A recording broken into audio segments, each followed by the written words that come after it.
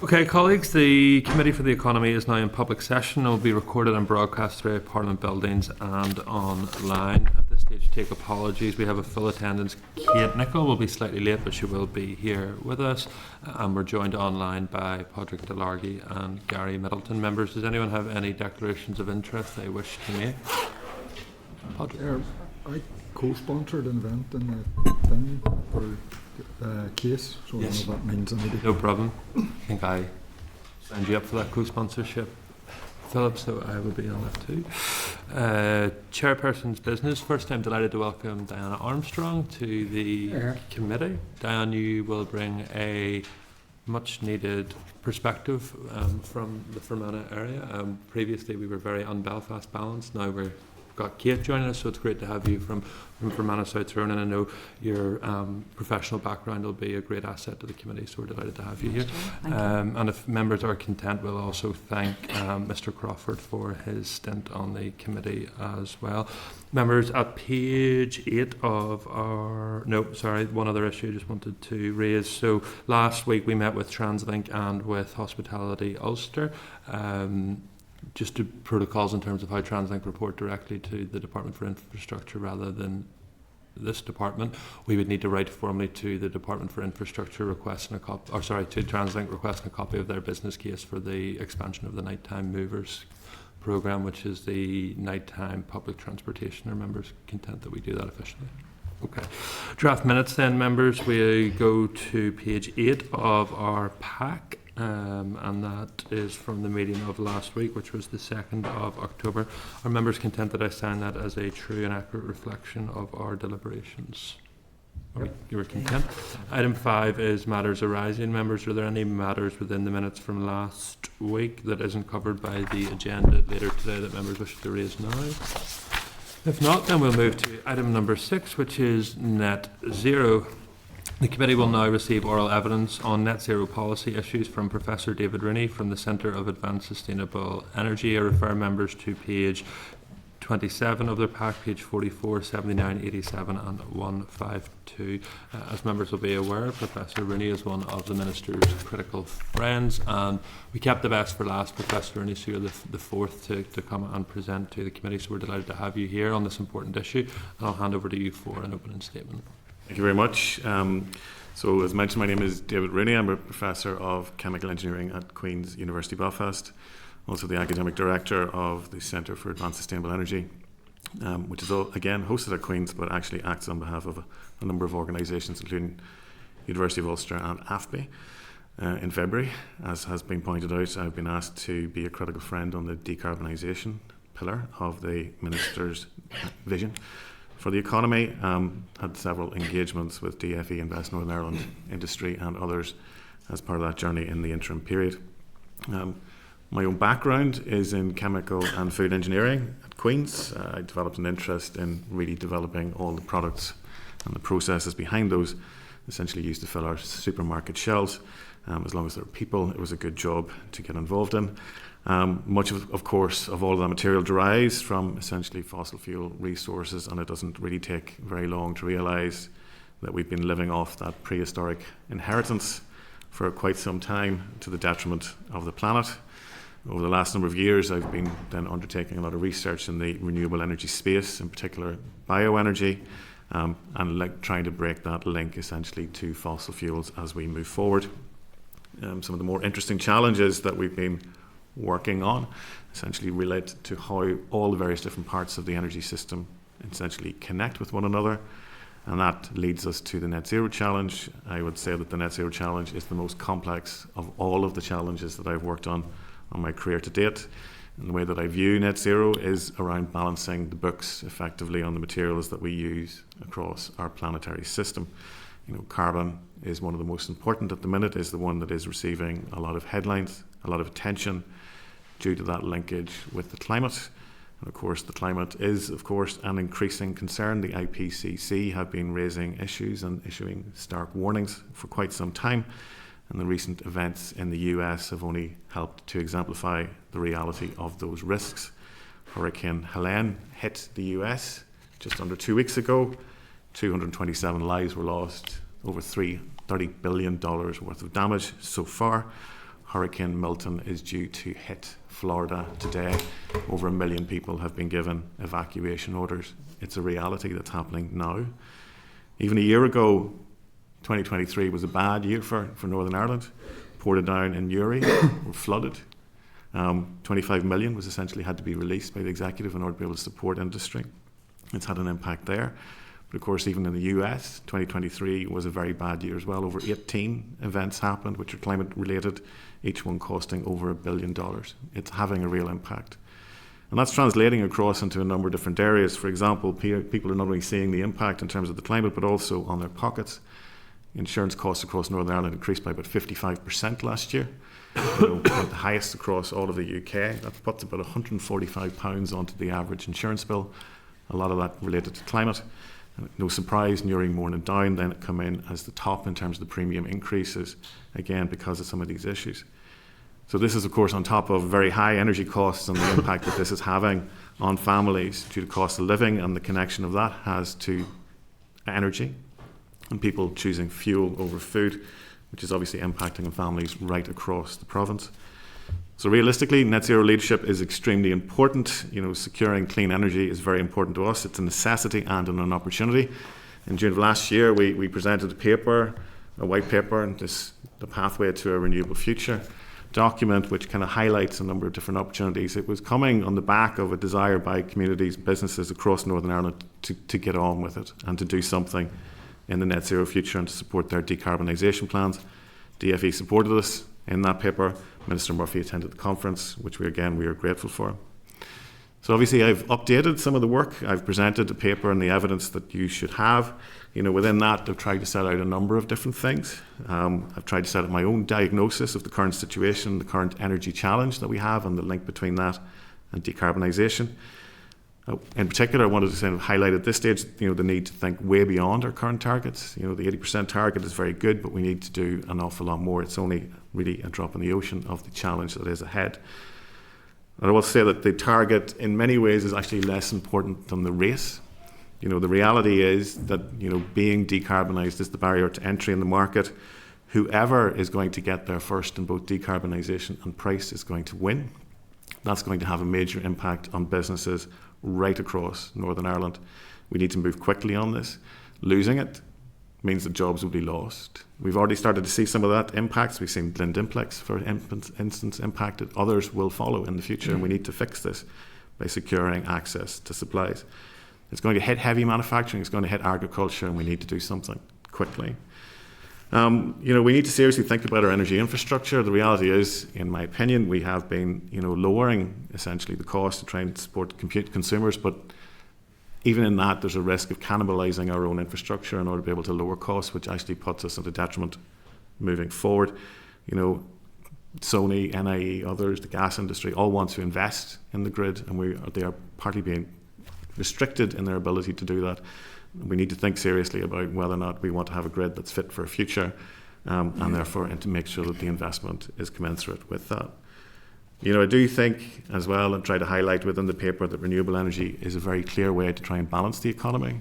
You would see not only where businesses that currently exist, but also where renewable energy opportunities exist across Northern Ireland, and how we might be able to tap in that in order to be able to produce activities from south. Is a perfect example of where we should be able to deploy additional renewables to support industry in the sector. I talk about the just evolution in the paper. It's a concept that we've come up with. It's not just about a transition, it's about how we actually change the economy for the better. And evolution is a process of change that actually delivers a system at the end point which is in fact better and more suitable to that future. So just evolution gives us a bit more of a positive opportunity to think ahead.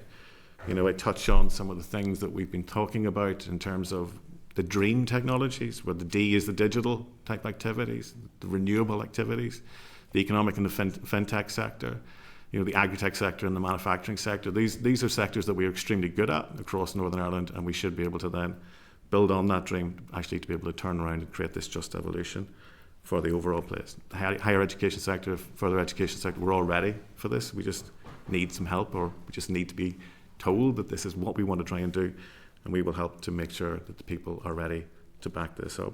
So lots and lots of challenges out there, lots of capabilities and lots of opportunities. And I'll pause there to allow for questions. So thank you. Thank you, Professor Rooney. Could you maybe give the committee some indication or update on your engagement with the department and recommendations that you've put forward to them and what their reaction to date has been? The engagement started back in February. The initial piece of work was related to the Energy Strategy Action Plan for the year.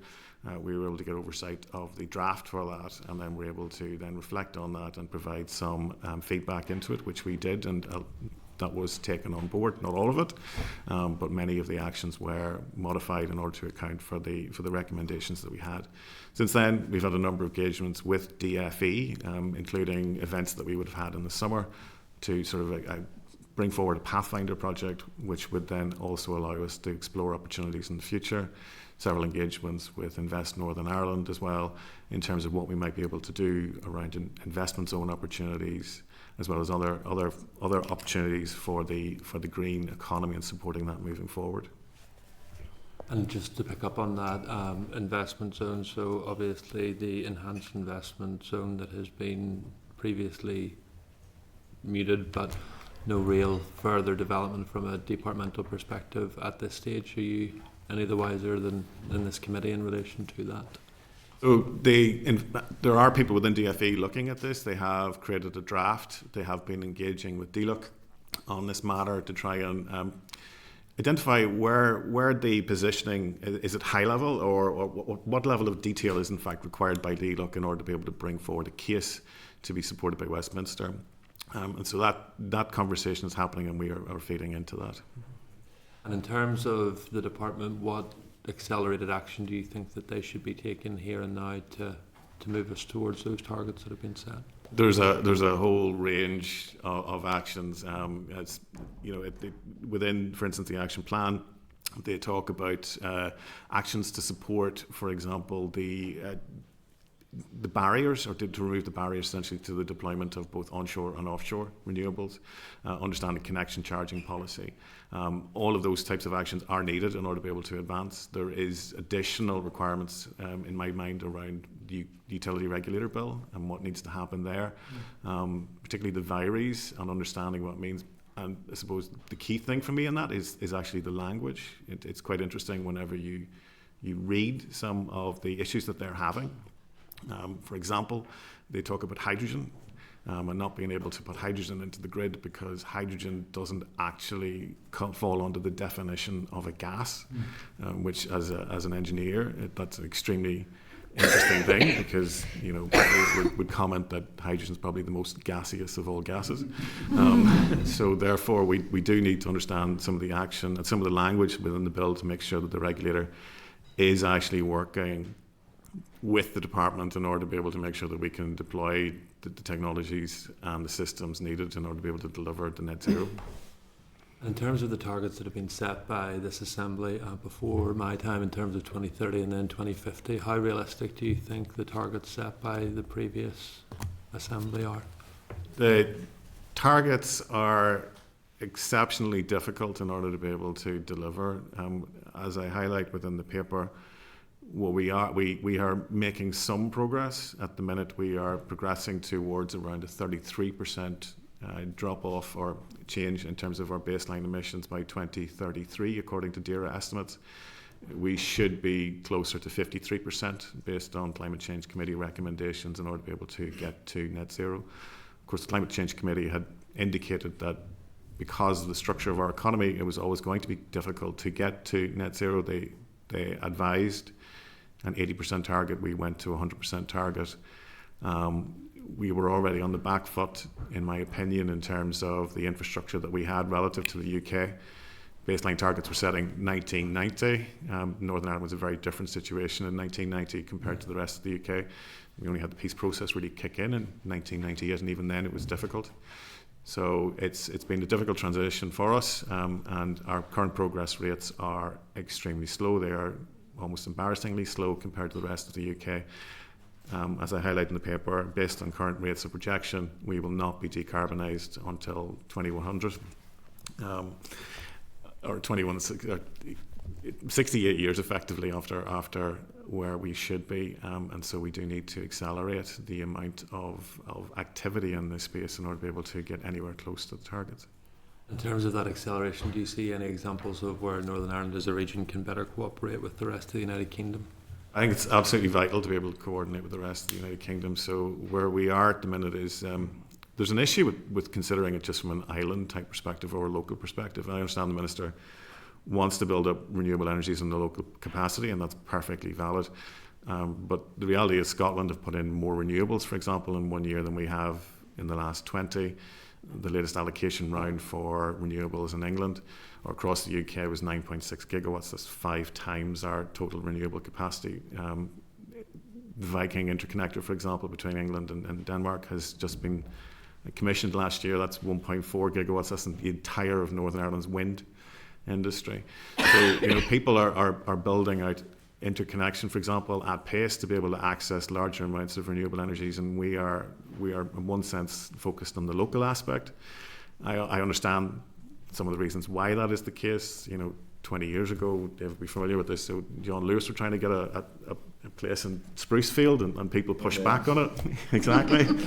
So you have these ideas about building large-scale systems and local environments potentially to the detriment of regional economies and so on, and this leads to the same kind of issues around interconnection as well.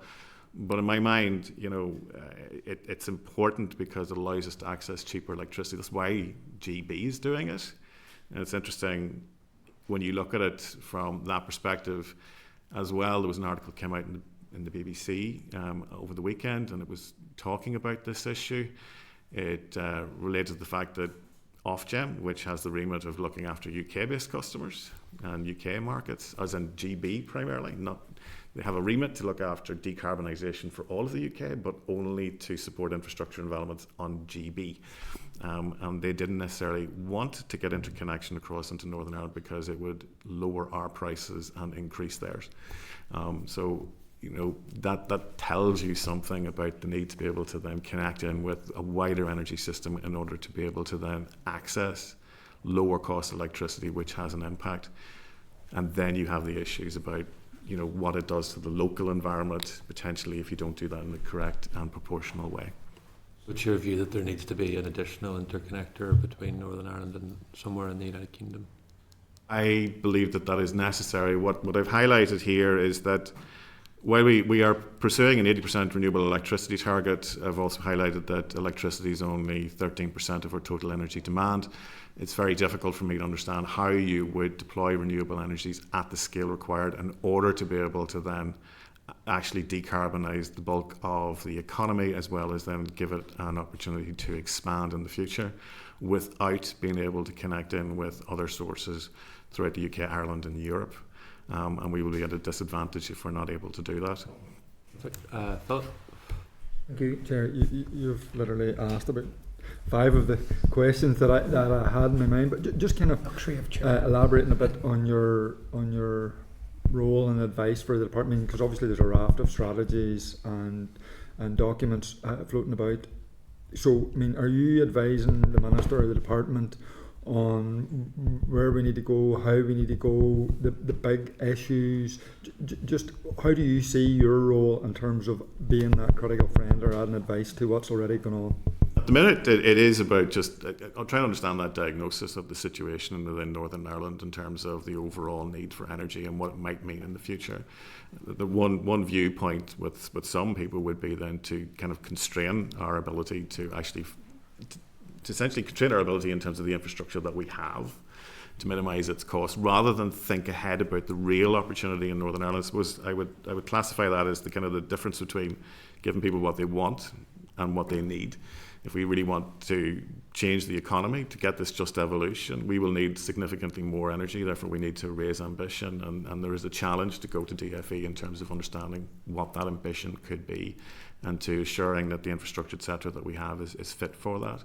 So we do try. We have engaged with DFE and had this conversation about where we would want to go. We've had conversations with DFE around vested interest. We've had conversations with DFE around the bioeconomy versus the electric economy and how the whole thing then ties up, and then the need to basically then work with other departments in a kind of a joined up approach. So lots of conversations that happen with DFE in this space. And in terms of, what's kind of holding us back from moving in the direction that you see that we need to move in? Like, I mean, if you were advising any of our executive ministers, what we need to do to transform our economy, what would you be suggesting? Again, a whole range of different things which are embedded into that question. I mean, in part, one is around understanding the value proposition of what a future could look like in this space. Two, then, is about communicating that out into wider society. There is a risk aversion within the committee, within DFE. People, you know this, RHI has had an impact. It means that people are very sensitive about being able to take forward things in the future. Northern Ireland is not particularly forgiving in terms of legacy issues.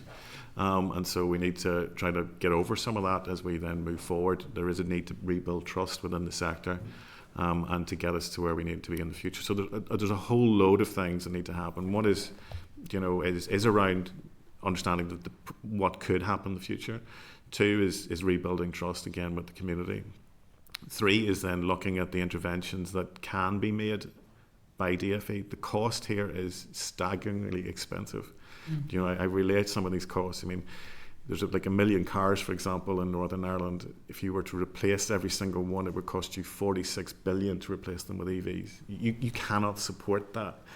There's 179,000 homes in fuel poverty. If every single home required £10,000 in order to be able to make it, that's £1.79 billion. We need to think slightly differently in terms of how we actually take investments that DFE and others can make and actually turn that into revenue streams which can then allow for this continued growth. Because if we just simply seek to paper over the cracks, then we're not actually going to make the changes that are needed. And just finally, Chair, the utility regulator piece which you did speak about, perhaps you could just elaborate a wee bit more on what you think is needed beyond the points you've already raised to allow the regulator to do the job protecting citizens here and moving forward. Yeah, if I was to simplify it down, I mean, a very simple analogy here is, I mean, everybody knows the story of the Three Little Pigs. The Three Little Pigs is a story principally about infrastructure. Two little pigs effectively went out into the market, built something which was essentially fit for purpose in terms of livability, but when the big bad wolf came, everybody knows the outcome of that.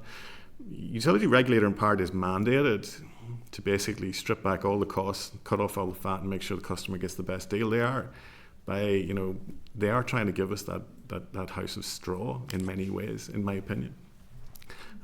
They don't necessarily want to do that, but that's their job. NIE, Sony and others want to come along and ask for a slight change. They want to give us something which is like a house of sticks. That's fine as well, but then they have to go into this negotiation in order to be able to cut it back, and it doesn't really work in terms of fit for purpose. So it's where I am kind of pushing for is I would rather have a passive house standard hotel which allows us to do an awful lot more in the future, and trying to then communicate that within this context of basically cutting back on things and trying to remove all that doesn't work. So the utility regulator, I think, wants to change. They want to be able to work with Sony and others, but we, again, as I point out, we just need to be absolutely clear about the wording that we have, that we're using within a bill, because it's absolutely apparent that they will go to the level of the law and basically make sure that we will only deliver what they said we can deliver. So we need to make sure that any bill that goes through allows them to achieve what they want to do, which is support wider Northern Ireland, allows industry, etc., then to come in behind it and actually then deliver what we need. Thank you. Thanks, Chair. Thank you, sir. David? Okay, I'll just three kind of areas I want to look at, but I'll just pick on the first on the regulator because you're there. Your point 5, I've raised a couple of times about net zero targets for the regulator here, but your point 5 on the 10 kind of actions. Can you talk us through kind of that carbon pricing of what you're saying, just to explain that, tease that out a little? The carbon pricing is just to kind of put in an idea around what it could cost for Northern Ireland. So the Climate Change Committee, for example, indicated that direct air capture technology and storage of that would probably cost in the region about £180 a tonne. So if you then say, look, at our current projection rates, we'll end up with so many 15 odd million tonnes of carbon, essentially a deficit. If we were fined as Northern Ireland, because we had legislated for a net zero committee, and somebody then had to basically pick up the tab, then that would cost us in the region of billions per annum in order to be able to then pay for that carbon. So this is what we need around carbon pricing. If it does actually come in and we were priced in the same way that the EU would have priced in the past around waste collection systems, then that's probably where we'll end up landing based on the current rates of projection. So this is what we mean about, so if the utility regulator is in a position to help work with us to make sure that we can deliver on that, I'd rather try than basically be held back. And I think they would rather do the same thing. Yeah. So how would that look whenever that comes to the bill coming through? What does that look like? Is that just giving it like a definite sort of net zero target to the regulator, or is it bringing a separate thing in for carbon pricing? The point is that whenever it's easy to kind of say no if there's nothing to drive the behaviour, and so having actions based around the cost of doing nothing, and if the cost of doing nothing is set at a carbon capture rate, then it gives you, it sort of tells you that if you do something, this is what it could say. If you do nothing, then you will have to sort of pay, or at least consider the cost of doing nothing. And so what we're trying to do within that element of it all is to sort of look at not just the cost of an intervention, but the cost of not making that intervention in terms of our overall climate targets, and to sort of build that into the consideration of decisions as we move forward. And then just going on the pricing, you brought pricing a second ago, and this is where it hits the consumer and everybody's kind of price bill. And you've seen energy costs, or we've all had energy costs spike over the last whatever number of years. Moving to completely renewables, does that break that link? So the price we could say for you could predict the next 20, 30 years, 40 years. Is that link between global events and energy costs? There's a significant break, because you can't stop the wind from blowing across a region. So on that basis, and given most of our renewables are from wind, then you can predict out ahead. Contracts for difference are a simple way of doing that, given price guarantees for a number of years, 15, 20 odd years, and therefore people can lock in that over a period of time and know exactly what's going to happen. CFD is another area that DFE are working on in terms of the local market. Again, we would need to make sure and understand what that pricing is going to come back with. That again means that we need to make sure that the grid is actually conducive to allowing for more renewables onto it. At the minute, we're already seeing dispatch down issues around 18%. If we put more renewables onto the grid, that's going to put up that price even, or that differential even more. And so you either need to deploy solutions like storage or hydrogen around the place, or you need to basically reinforce the grid and then go back into interconnection to allow it to move to where it needs to be. If we don't do that and build the infrastructure, then we are effectively putting up the prices. And again, I would have a worry about being locked into higher prices because of the fact that we didn't build out appropriate infrastructure to allow it to basically be reduced. Yeah. So ultimately, the regulator's job is to keep the prices as low as possible. One of the problems when you start to tweak that is that it could look like an easy headline is we're putting prices up, whereas if the infrastructure was built and the renewables were there, are we then saying that the price could actually effectively reduce? The price, people will pay in order to get a better infrastructure, and the prices over time will then reduce. The cheaper we are able to then put electricity on it, it's an investment in time. And it goes back, as I said, it may be a simple story, but are people really going to complain, when the big bad wolf comes that you built a house out of brick? I'm not entirely convinced. I would rather have the infrastructure that was stable and secure. When Sony and others are putting out kind of statements saying, look, we've looked at our trend for the winter, we think everything's going to be all right, as long as if. That's the reality of the language they're using. Again, it's saying, so we are sort of teetering on the brink, and they are desperately trying to make sure that the lights stay on. When it happens, if there's something goes wrong, then we'll end up in trouble. And that's why I would rather us seriously consider infrastructure investments to push forward in the future. Thank you. Just one last thing, is that all right? I just want to, it's the energy island concept that you had in there, and just explain you know, in real terms, how that, you mentioned John Lewis and Belfast stopping that, but if in Lisburn, say, Lisburn or wherever, what does that actually look like? What does that look like on the ground? How does that support decarbonisation? Yeah, the Energy Island concept is just, it's based on the fact that energy can cascade down. So electricity is really, really high quality. You know, energy has a quality as well as a quantity. And so as you start to use it, then you could start connecting people up who have a demand for energy. So there's plenty of places around Northern Ireland that this would work well on, and Lisbon's actually a very good example. I mean, I live in Lisburn, so you know, if you look, for example, at Lagan Valley Hospital is sitting right beside the leisure centre. Leisure centre is also sitting right beside, you know, Lisnagary High School and Central. You know, there's a number of public estate companies that, you know, that essentially operate in a very close proximity to one another. So you can imagine what would happen if a power system was able to put power into the hospital, but then dumps the waste heat essentially into the swimming pool, and then in the summertime you've got solar panels on the school helping to supply the hospital. On that basis, you're now sharing energy essentially across multiple users and lowering their overall costs. I mean, if you look at the energy bill for the leisure centre or for the hospital, it's going to be significant and has an impact on people's rates and taxes. If you're in a position then to share some of that energy across, then you automatically make a saving, which would be of value and could be returned to put in classrooms and our doctors.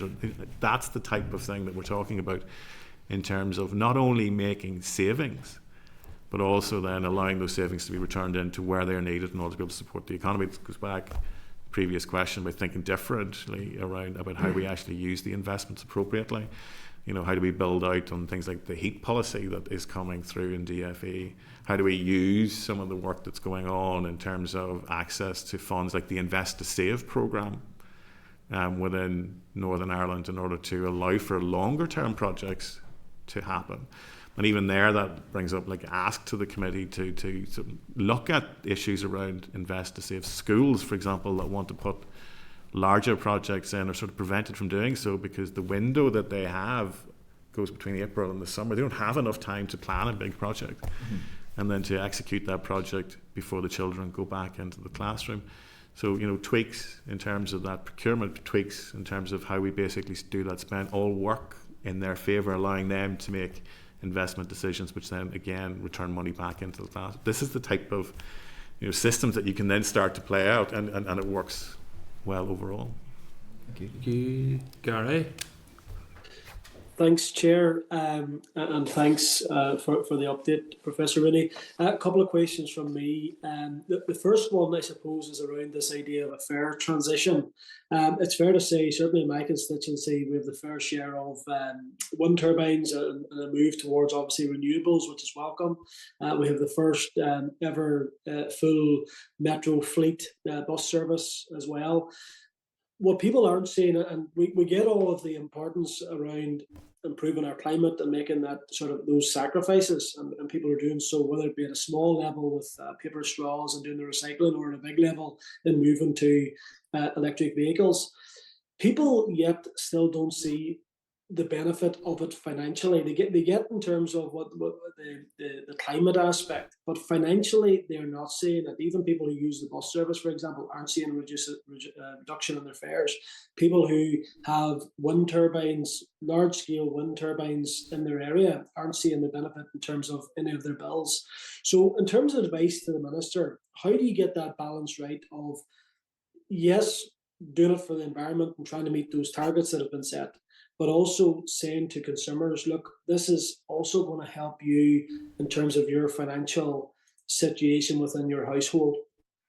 Yeah, it's a good question. I suppose where we've been thinking about in terms of that issue is we came up with this kind of concept of a needs hierarchy. In order to be able to deliver net zero, there was a whole range of things had to happen below that. You know, you can't just have a top-down government mandate to say that everybody needs to be net zero. You know, the bottom rung of that is affordability. It's making sure that the society can actually then choose renewable energy without actually impacting in terms of their budget lines. And the next layer on top of that then is around resilience and reliability. It has to be there all the time. Then you've got this idea around connection and making sure it doesn't actually create tensions with anything else that you have, either between communities or ideas around NIMBYism, and then you move into regulation and acceptance by governments, and then you move into net zero. So you're absolutely right in terms of being able to understand the value proposition, and that value proposition is very different across various different actors across Northern Ireland. Some people are more activists, some people are really focused in on just the affordability and the resilience side of things. These all need to be collectively looked at. But again, it's not as if we haven't done this type of thing before. In my lifetime, we've gone through things like leaded fuel, we've gone through smokeless coal. We've seen, though, the impacts of all of that. We've gone through issues such as smoking in pubs. We've gone through all these processes of change, which actually improve people's health and people's environment. I think what the issue around net zero is it's less apparent in many ways. Some of it is more visible in terms of turbines going up, but you're absolutely right, people don't necessarily see the value, because the value is probably intergenerational value rather than absolute terms right now value. And some of that needs to be communicated out to people, and we do need to see some of those cost savings then come in. But the reality again is going to be it's unlikely to see massive cost savings compared to fossil fuels. We need, because the pricing is probably in the region of about right. In other words, as we replace it out and increase efficiencies, people will just see the kind of the status quo almost. They're not going to see the big changes that they probably were expecting to see. No, thanks for that. I think you've actually hit the nail on the head in terms of, for many people, certainly constituents that I speak to, and not just people who live in urban areas, but rural areas, farmers, they do see sometimes these targets as being top down. They see that those who are often hardest pressed or haven't taken the biggest burdens, where those who actually can make the biggest difference are making the biggest profits. So it is something, I have to say, it does cause concern for me, and I know for many constituents. But the other point that I wanted to raise briefly, Chair, is in respect of the obviously there's the top down stuff that I've just mentioned, but in terms of cooperations and advice to the Minister in regards to councils, because I have found that we have targets within the Assembly, but those targets actually apply obviously to Northern Ireland, but with local councils taking decisions. For example, my own council, they took a decision in terms of presumption against wind turbines within particular areas. So on one hand, we're saying let's move towards net zero, but at the same time, then you've politicians taking decisions in local councils that actually would prevent any further infrastructure. So, how do you advise a minister that this is going to require joined up thinking, not only within the executive, but within councils and within InvestNI and within all departments as well? Yeah, we came across this point before, absolutely vital. We included it in our pathway document where we sort of said that councils do need to have a lot more ownership around the opportunities that come from making investments within renewables.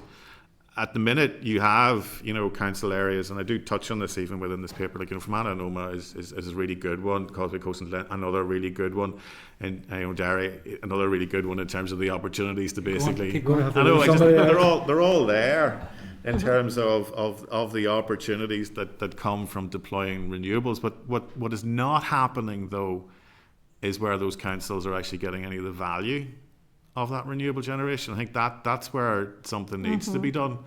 Fermanagh was the closest one to me, so I'm from Monaghan originally. So, but you've massive opportunities in terms of being able to do renewable deployment, but effectively you're exporting the value of that out to other places, and I think that's wrong. We need to be able to capture some of that within those local communities and basically use that as an investment for them.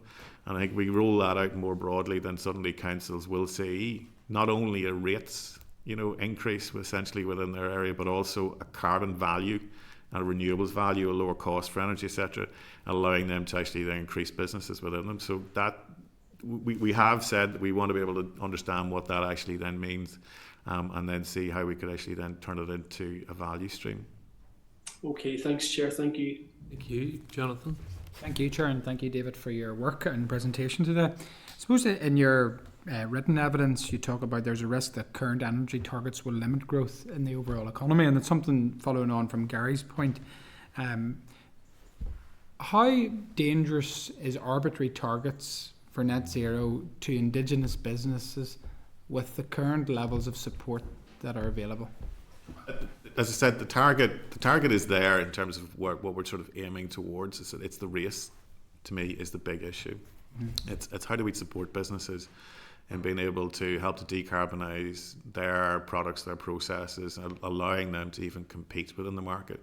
And there's lots of businesses, maybe construction sector, precast sector. How do we actually then decarbonise a lot of that type of material so that the people there can actually engage in new markets and build new pipelines of products which then allow them to grow as a sector. That's one aspect of it, just that barrier to entry in terms of the decarbonisation agenda. There is this issue about actually being able to get onto the grid or get new connections to allow them to grow as businesses. We heard last week from Invest Northern Ireland, talking about businesses wanting to grow but being constrained in terms of their ability to grow because the grid is not fit for purpose. Do you feel that, from your experience, that governments on these islands are taking seriously the challenges that businesses are facing in terms of how a transition and a target is one thing, but if this adequate support is not in place to help businesses change, that simply will fall well short and self-damage our own economy in the process? Yeah, if you look at recent announcements this week, so Keir Starmer was over obviously announcing CCS type projects and 22 billion essentially in terms of projects within GB again. All that will support businesses, particularly within Merseyside area, Teesside area, and others, and that means that any business that's operating in that area will in fact then get a competitive advantage versus other places. We can't play at that game. We don't have those resources available to us, and we need to do things differently. Ireland is their emissions were going up. They're now starting to come down again, but you match that to their productivity. Their productivity shot up. We need to be able to then understand how we get more energy in, how do we actually then turn that into value, how do we use that to basically increase productivity, and then from the government perspective is what catalysts can you basically do in order to be able to support the industry as they make those changes. What can you do to encourage people to get connection or to reduce energy demands on site and so on, if I'm understanding your question. So are you firmly of the belief, as things stand and the current support packages that are in place, that we will not meet targets? I do not see us meeting targets at the minute. I think the challenge is just huge. Okay. Now, very happy to explore it, but the reality is that the interventions that would be required in order to be able to take it would be very difficult. But that should not stop us from trying. As I said, this is ultimately a race. We need to support businesses and their decarbonization. Otherwise, they will not be able to compete against other businesses elsewhere around the UK, Ireland, Europe. This is my huge concern, that politicians can be firmly fixated on targets, dates, but if it doesn't coincide with adequate support for business, we will become we will be at a competitive disadvantage, and we're already starting to see that in certain sectors. So I am concerned about that, and it's just good to hear the clarity. So following on from that point, in relation to the planning system, we know that there's a great connection in terms of the ability to bring forward renewable projects, but are being stymied by a protracted, prolonged planning system. Largely when we look at some of these projects, it requires more international, bigger investment to do some of the transformational projects as such, never mind the local applications.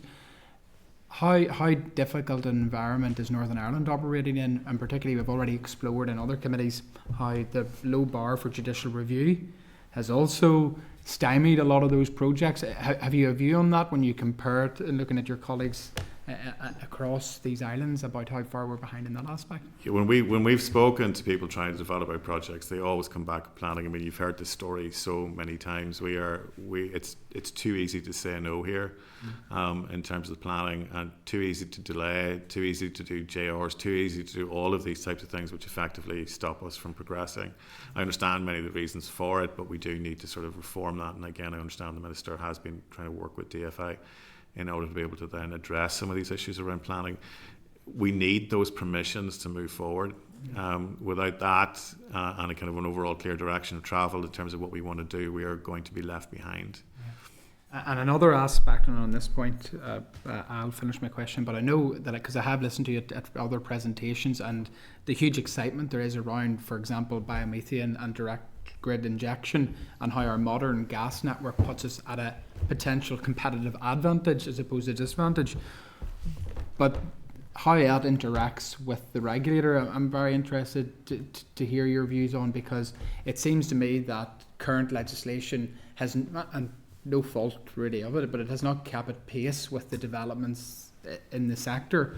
So, for example, what changes would need to happen with the regulator's point of view in terms of direct grid injection? Because my understanding is that the biomethane, and I visited the test case down in Granville, and it was very exciting to see. But my understanding is that direct grid injection still can't be used, for example, directly to individual businesses along the grid network, as opposed to other projects across GB. Have you a view on that? Is there anything that we would need to see substantial change from a regulator point of view to enable us to fully get the benefits of this exciting opportunity? Yeah, again, I mean, the issue is not a technical issue. I mean, projects like this are happening across Europe. I mean, people are injecting gas onto the grid and have been for many years. The regulator, again, is stuck by the bounds of the detail of what they've been given, and they follow that to the letter of the law. And I think that's what I mean about being able to work with them and DFE and understand what the needs of Northern Ireland are, so that the regulator is actually going to help us to get there. I think that's what they want to be able to do. The projects that are working in Granville, brilliant. We need to be able to then do more of those. And I would love to be in a position where we have a lot more grid connection here and more centralised plants. We can't do it for hundreds of these things, but if every council almost had one, then that would probably work very well, and it would actually have commensurate benefits, not only in terms of gas production, but also the nutrient control aspects, the carbon services, what we're classifying as carbon services moving forward. Yeah. Because it's become a point of serious concern for me, the demonisation of those from a rural perspective, from a farming perspective, when we know, if supported in the right way, they're part of the solution. In fact, this could be transformational to farming in terms of using what was essentially a waste product into an energy product to power and heat many of our own indigenous businesses. At present, and I suppose it's my very simplised understanding, but maybe you could elaborate. Currently, under the regulations that are in place at the moment, direct grid injection biomethane, can it be used to the benefit of indigenous businesses in Northern Ireland at present at its full capacity under the current regulations? My understanding, I will need to check this, but my understanding is that yes, businesses could pull off gas, but not necessarily get the credit for that. Okay. So there are issues there. And if some of those types of activities around credit transfers and credit recognition, could be sorted, then it will help businesses. At the minute, though, the counter to that is that the gas is quite expensive compared to fossil gas. And what that will ultimately do is it'll probably shift where those credits go to businesses which are richer. And hence, again, that may end up being problematic for Northern Ireland, because we need to increase affordability of our businesses here, so to allow them to do that, we can't really compete against the Googles or the AstraZenecas, etc., who could afford to pay those prices. But to take the step back a bit, and I do touch on the paper, I think our agricultural strengths are absolutely critical in terms of our net zero journey. I don't think we're leveraging them sufficiently well. What is the next iteration, the next evolution? Ulster, we touch on it. Ulster was a powerhouse in the world for linen back in the 1700s, because it had a different view about the combination of renewable rivers with agriculture and advanced manufacturing of its time. You're kind of saying, look, how do we actually capture some of that? I touched on it as well. We draw down more carbon from the atmosphere every year through our agriculture than we emit. And of course, we use that for ecosystem services, wildlife, etc. So, we're in a deficit. That's not the narrative that's out there. Listen, I agree, and when people look at the agricultural sector kind of a negative viewpoint, we are trying to change that narrative, and it's very important. It's going to take a collective effort, but it does require change within the agriculture sector. Don't get me wrong, but they are a key stakeholder in this journey. Okay, thank you, Chair. Thank you, Jonathan. Diana? Thank you, Professor Rooney. You mentioned bringing communities or bringing people with you in the journey to net zero, and I know when I speak to young people, the first thing the most pressing thing with them is climate change. So I'm talking about skills development for industry, for small businesses. I know in Fermanagh, in Southwest College, they do transfer their excess energy from Southwest College, the BREEAM accredited building, to the workhouse adjacent. So that's a project that is already underway, which I think is encouraging. But how do you see Invest NI, the further education sector and district councils working together to promote the skills needed to advance technology and the skills in net zero? I mean, DFE have obviously been doing some work in skills already, and they have been funding projects, including universities, to undertake skill-up programs, which covers things like net zero engineering, covers things like hydrogen, covers things like environmental engineering. So that's happening. I think there's more to be done.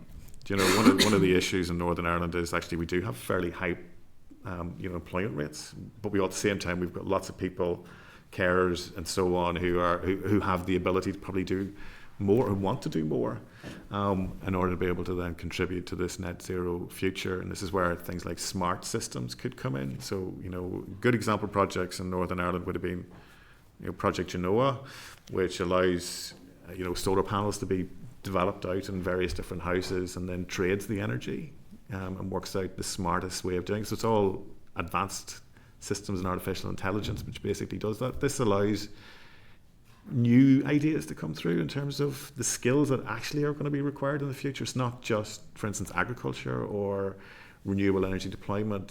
It's in things like digital technologies. It's in legal services. It's in carbon trading. There's a whole range of different types of businesses and opportunities that come from actually having a collective effort in this decarbonisation agenda. This is why we were speaking to some of the legal people, the Fintrues of this world, lots of different businesses that are out there that actually do want to, understand what it means for their own business as well as new businesses as a direct result from this. So that's the kind of thing that we're having those conversations. We're having those conversations with DFE. We're having those conversations with Invest Northern Ireland. We raised this even last week whenever Joe Kennedy was over with the group for the US Net Zero Advisory Board, which the Minister again launched, and again discussing with that group of people what the opportunities might be in the future, the skills that are coming in, the types of jobs that will be created, and then trying to roll that out across the entire province. Because ultimately, I think where you're going to end up is those opportunities are going to land with those place-based assets. So where the agriculture is, where the wind turbines are, that's the kind of direction that we're taking. And can you see that being recognised and funded appropriately? You'd love to see more funding come through. In part, we as the university, we are very keen to support the innovation and to make sure the skills base is there behind it. We are. This week we've been applying for funding under Peace Plus to try and take some of this forward, because there's always a need to try and build up a resource pool, to try and to undertake some of those innovation projects, to try and support the industry. So there is a need to basically do this, and part of our job as academics is to go out and chase this money to try and say, look, we think that this is a really good idea. Please support us. Thanks, Chair. Thank you very much indeed. Sinead. Thanks, Chair. And thank you so much for your presentation today and for your papers as well. They've been really, really informative, and I suppose probably quite scary as well, because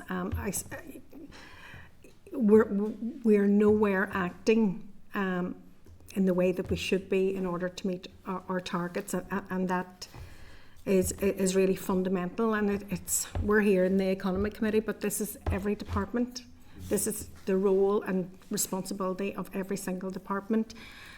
And I suppose you started off your presentation and you talked about the global context, about climate, and we talked about, and we're all listening at the moment, about the Hurricane Milton and all of that, and keeping a close eye on that. But also in the global context, there's a lot of conspiracy theories emerging around climate change, and governments or those wanting to be presidents of certain countries are telling us that it's rubbish. They're only trying to scare you, etc. How difficult is that background for those that are in this sustainability, and for us in Northern Ireland? How difficult is that to kind of fight against? Because you talked about the risk adverseness of the department itself, because we were, I keep on saying this, it's not a pun, but burned by RHI, and as a result of that, we're actually turning away investors.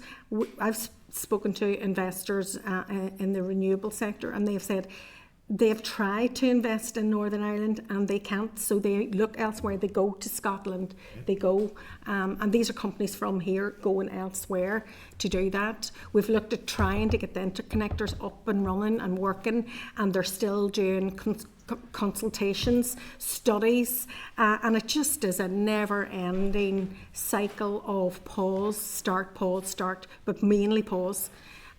So how do you, that's kind of like a long way around, but how do you think that overall global fear factor is playing into people getting really engaged and seeing the urgency?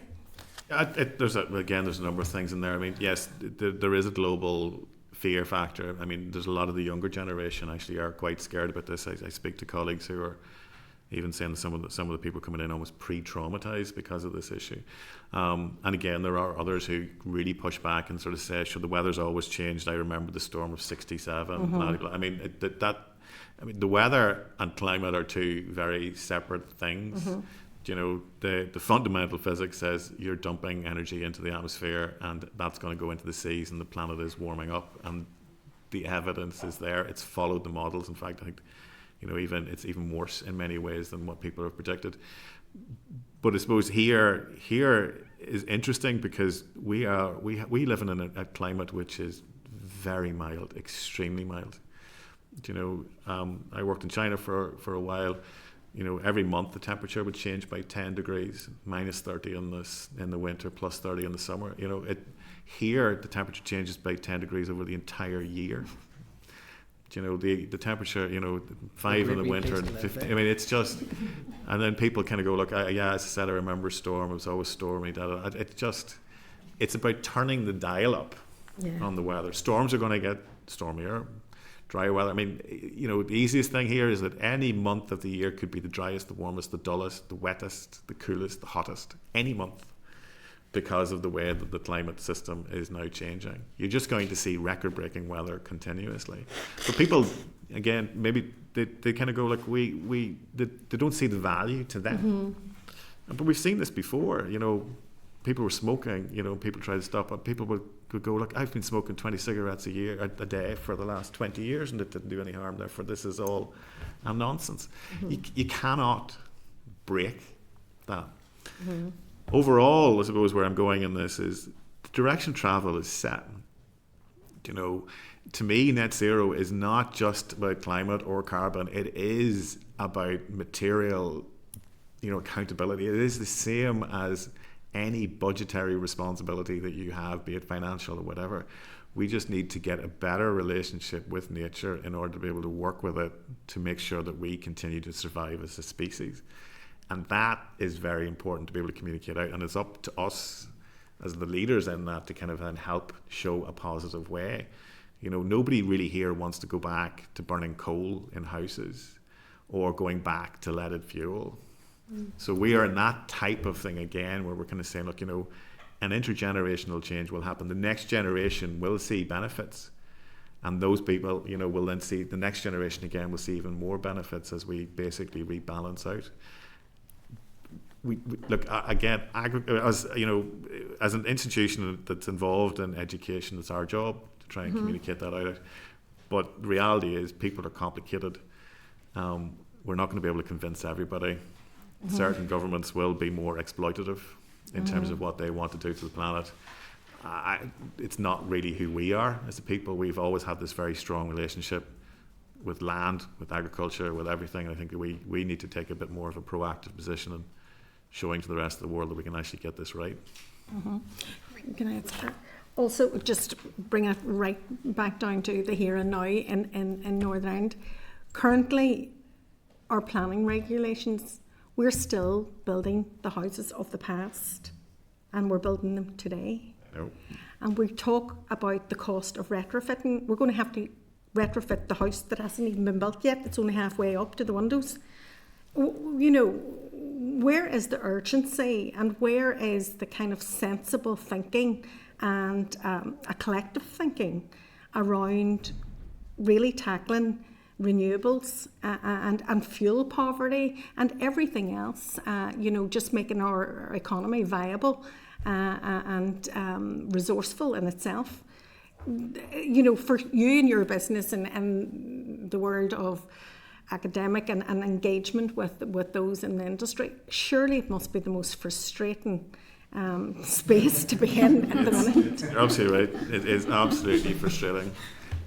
We kind of see, and you can plan ahead and say that this is likely to be the case here in the future, and yet you're stuck with regulations that are very old and not fit for purpose. I mean, that you kind of wonder why in the digital age we are still operating at a kind of a snail's pace when it comes to actually planning for the future. It's something that, yes, I'm frustrated about. I'm looking at what I believe is the opportunity for the region. I would love to be in a position to work with it. I know my colleagues in civil engineering and elsewhere are keen to see these changes happening. Just need to be a lot faster and getting up and just getting it done. Spending better as well, because you talked about in your paper, you say the average cost of retrofitting is about £10,000. And you're looking at 7.7 billion, did you say, of the entire housing stock? Yeah, if you were to do retrofits across Northern Ireland in terms of things like heat pump technology, if you're putting in heat pumps and so on at around £10,000, then multiply that up, you just get under 8 billion. You know, not every heat pump's going to cost you 10,000. Some will cost you 13, some will cost you 5. It depends on the scale of the house that you want to go with.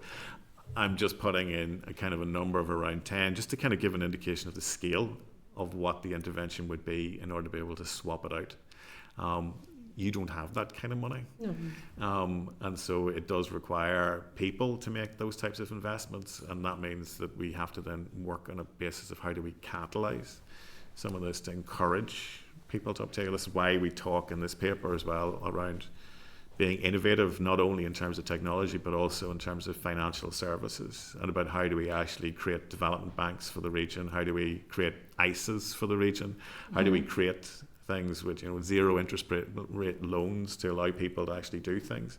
You know, how do we actually tap in and encourage the behaviours which actually make them want to invest in these things, because at the minute, if your boiler breaks down and you're on oil, you'll just simply replace it with another oil boiler. Can I ask you a wee bit about the interconnectors as well? So you talked about Scotland. Could you just run past how many interconnectors planning? We've one interconnector compared to Scotland. Sorry. Scotland, the UK have multiple interconnector projects essentially being planned. There's one, for instance. Even Ireland have a couple as well, so they've got one going across into Wales and one going across into France. The Viking interconnector is the one that I was talking about. That's a recent one, which is between England and Denmark, and it has a capacity of around 1.4 gigawatts. As I said, 1.4 gigawatts is equivalent to all of Northern Ireland's wind energy, installed wind energy, so it kind of gives you an idea of the scale. That project is predicted to reduce costs by about 50 million a year to UK consumers or GB consumers, and so you can see what they're doing. There are multiple other projects in the pipeline as well, in terms of interconnector across from GB to Europe. And here now, Northern Ireland, in terms of interconnectors, There's the Lyric interconnector, which is being considered for Scotland, and there's the North-South interconnector, which again has been in planning for the last 6 years or so and still hasn't delivered. But again, to me, it's really important. I mean, these are the motorways and the ports of our energy, and we need to be in a position where we could, But it's about affordability too. We need the interconnectors in order to drive down costs, and it's about the security of the system as well, the security of energy, and it's making us very vulnerable. Absolutely. But at the same time, I would not try to dismiss regional development as well. I think the two need to be done in parallel. Otherwise, you'll end up with the John Lewis issue. I'll call it the John Lewis issue because we've seen it before in a different guise, where you had a large business coming out in the outskirts, which was then going to help, but to the detriment potentially of a local generation. So it's the same kinds of things that go on. Yes, you can lower costs, and I think that's important, but we cannot do it to the detriment of a local supply. In fact, we need to be able to build them both up because, as I point out in the paper, we need far much more energy than we are currently. We're stuck with this target of 80%, but said that even if you deliver that's only 11% of our overall energy. Whenever another way of looking at it is that we use about 1 billion units of energy a week in Northern Ireland. A kilowatt hour being a unit, 1 billion is used. Our renewables would not last you the month of February at present.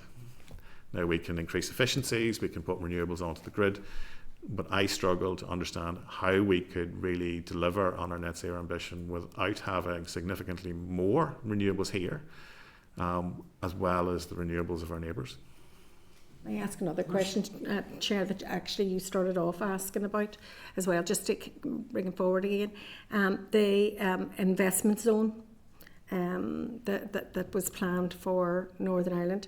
Now, obviously, the UK government is in a process of pausing all committed investments that the previous government had committed to. Now, whether they're cancelling them or not cancelling them, we still don't know. But it was the intention that the investment zone would be a green investment zone. How critical is it for us to ensure that we land that investment zone and that financial money here for Northern Ireland in order to deal with some of the issues that you've addressed in your paper? To me, I think it's absolutely vital. There's a couple of things obviously happened since then. I mean, if you look at not only the investment zone piece, but potentially the Freeport offer and what it might actually do to places like Foyle, etc., and the ability to be able to tap into the wider ecosystem in that region in order to be able to support the decarbonisation agenda. But you kind of, I also asked the question: what does GB Energy mean in terms of that context?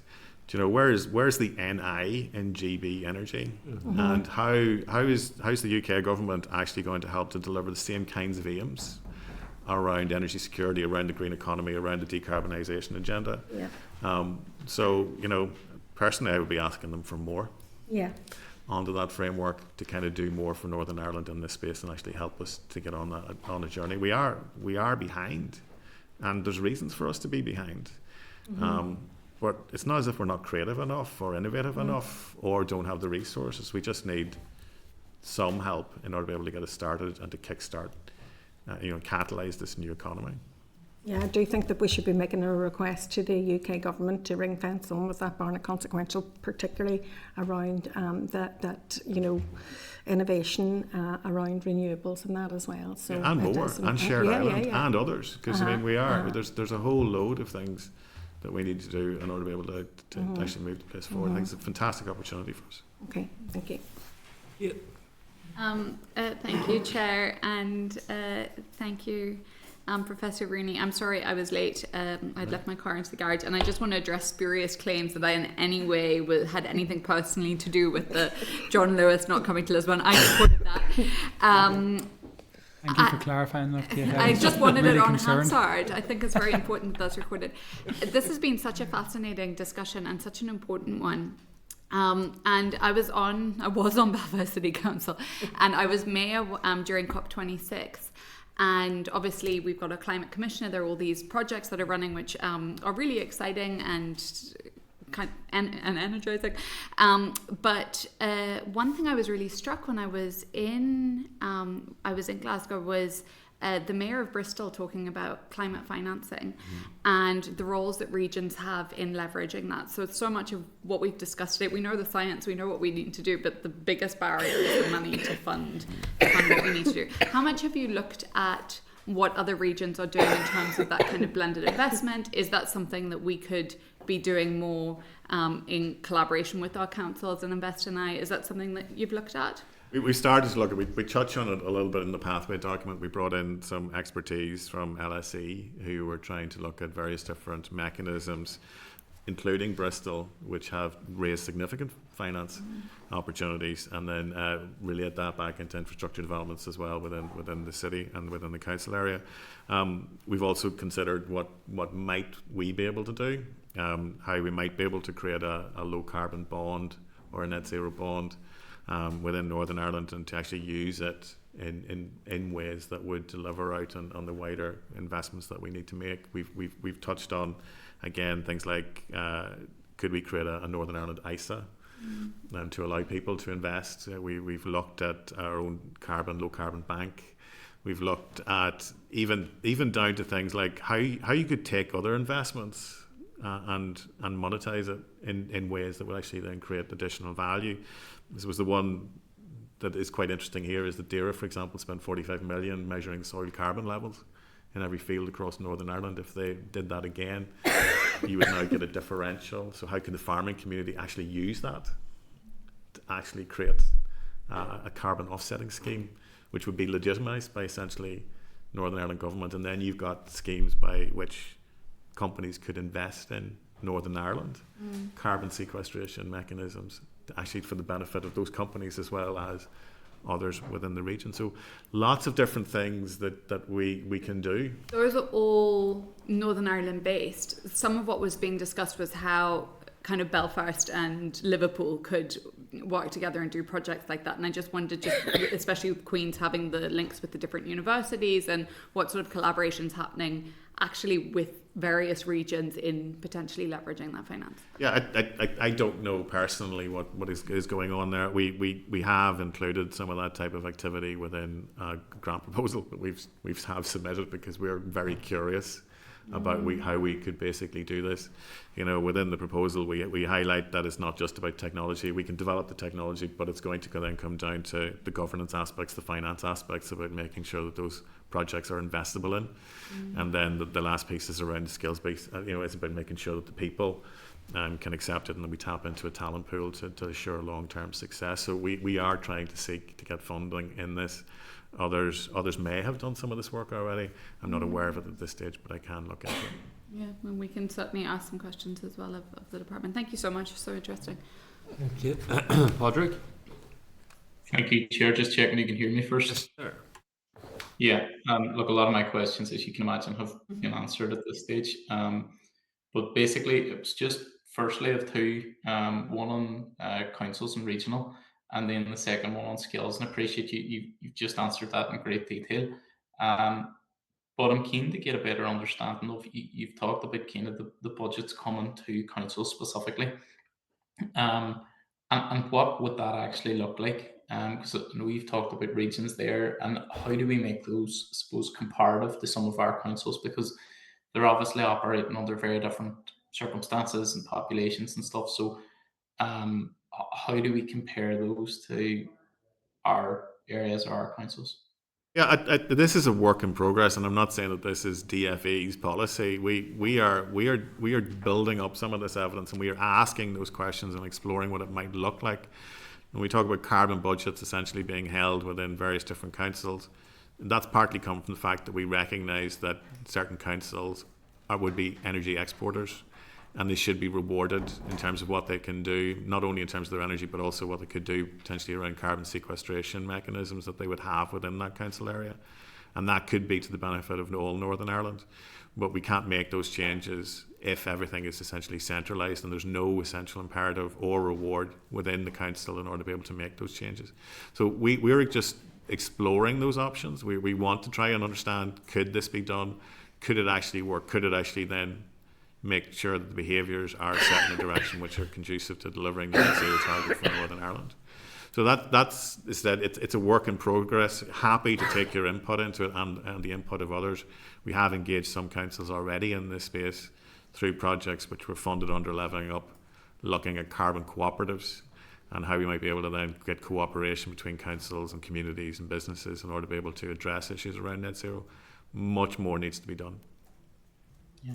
No, thanks for that, and I do appreciate you've kind of touched on a lot of it already earlier. The final thing was just around skills. So again, a number of colleagues have touched on it already, but I'm keen to get a better understanding of exactly what new courses you see need to be developed and what do those look like, because I know we have so many courses now, even specific areas of engineering, specific areas of particularly in sciences. But obviously this is about changing the whole nature of where we're at, of government, of, as Sinead said, about housing and right across the whole spectrum. So how do we ensure that in terms of further and higher education that our courses reflect that and that they're adaptable enough? Like, does that look like totally new courses? Does that mean putting modules in that are specific on these areas? In your experience, and I suppose particularly with your background, how do you feel that would best be served? Yeah, we're looking at this as well. We're looking at a variety of strategies here. So where we're starting to land, at least, is more agile, essentially, education. I don't think that you're going to be able to get away from the core disciplinary strengths. Engineering is going to be engineering, mechanical is going to be mechanical. Where you can start to see real changes to benefit the net zero economy is where you actually apply those to the examples that you do and the specialities that you come in under. I think there's again real opportunities then for reskilling people within across Northern Ireland. The example maybe I'll use here being hydrogen space. So if you are developing or using mechanical engineering essentially to develop machines for aerospace systems, the same skill sets are applied into the design of technologies for supporting a hydrogen economy. It's just the output is slightly different, so you need to be able to reinforce what's already strong in order to be able to give them additional skills in a slightly different direction. But again, as I pointed out, there's much wider opportunities here. We're talking about carbon financing, carbon legal and governance, carbon digital services, nutrient services, biological sciences. There's a whole raft of skills that will effectively then evolve as we start to change the economy. And I think we just need to be a lot quicker in being able to respond to the needs of industry. We have started that journey through things like micro-credential frameworks, about being able to work with, across the FE and HE sector to make sure that there is a kind of a journey, a student learning journey that will actually then give people the skills that they need. We do need to build skills. We need to be able to unlock talent. We need to be able to, there's lots of different things there. And unlocking talent also then means that we need to be able to provide educational opportunities and reskilling to people who are not necessarily going to go through. It's not 16 to 18 year olds. We need to be people who actually have been out in communities already. The university is looking through at this. It's been looking at it through regional city deal funding. We're continuing to evolve the way that we do education. Again, I'm passionate about this. I've developed courses under the DFE Skill Up program, and we'll continue to do so. No, that's brilliant. And I think what you've said there about adapting, reskilling, upskilling, all those things are essential. It's, I suppose, getting the balance of all that. So, listen, I appreciate you've answered everything else that I had to ask. So, thanks very much. Okay, Professor Rooney, thank you very much for your time. I know that members find that particularly useful on a number of fronts. You may well hear from the committee again when we begin to consider the utility regulator bill. We may wish to seek your expert opinion once again at that point. But on behalf of the committee, can I thank you firstly for your ongoing work on this issue, but secondly freely given of your time to advise the department and this committee on this vital issue. So thank you very much, sir, for your work. Thank you. Thank you. No, I knew. Timelines with that regulatory bill in terms of 25. Pardon? 25.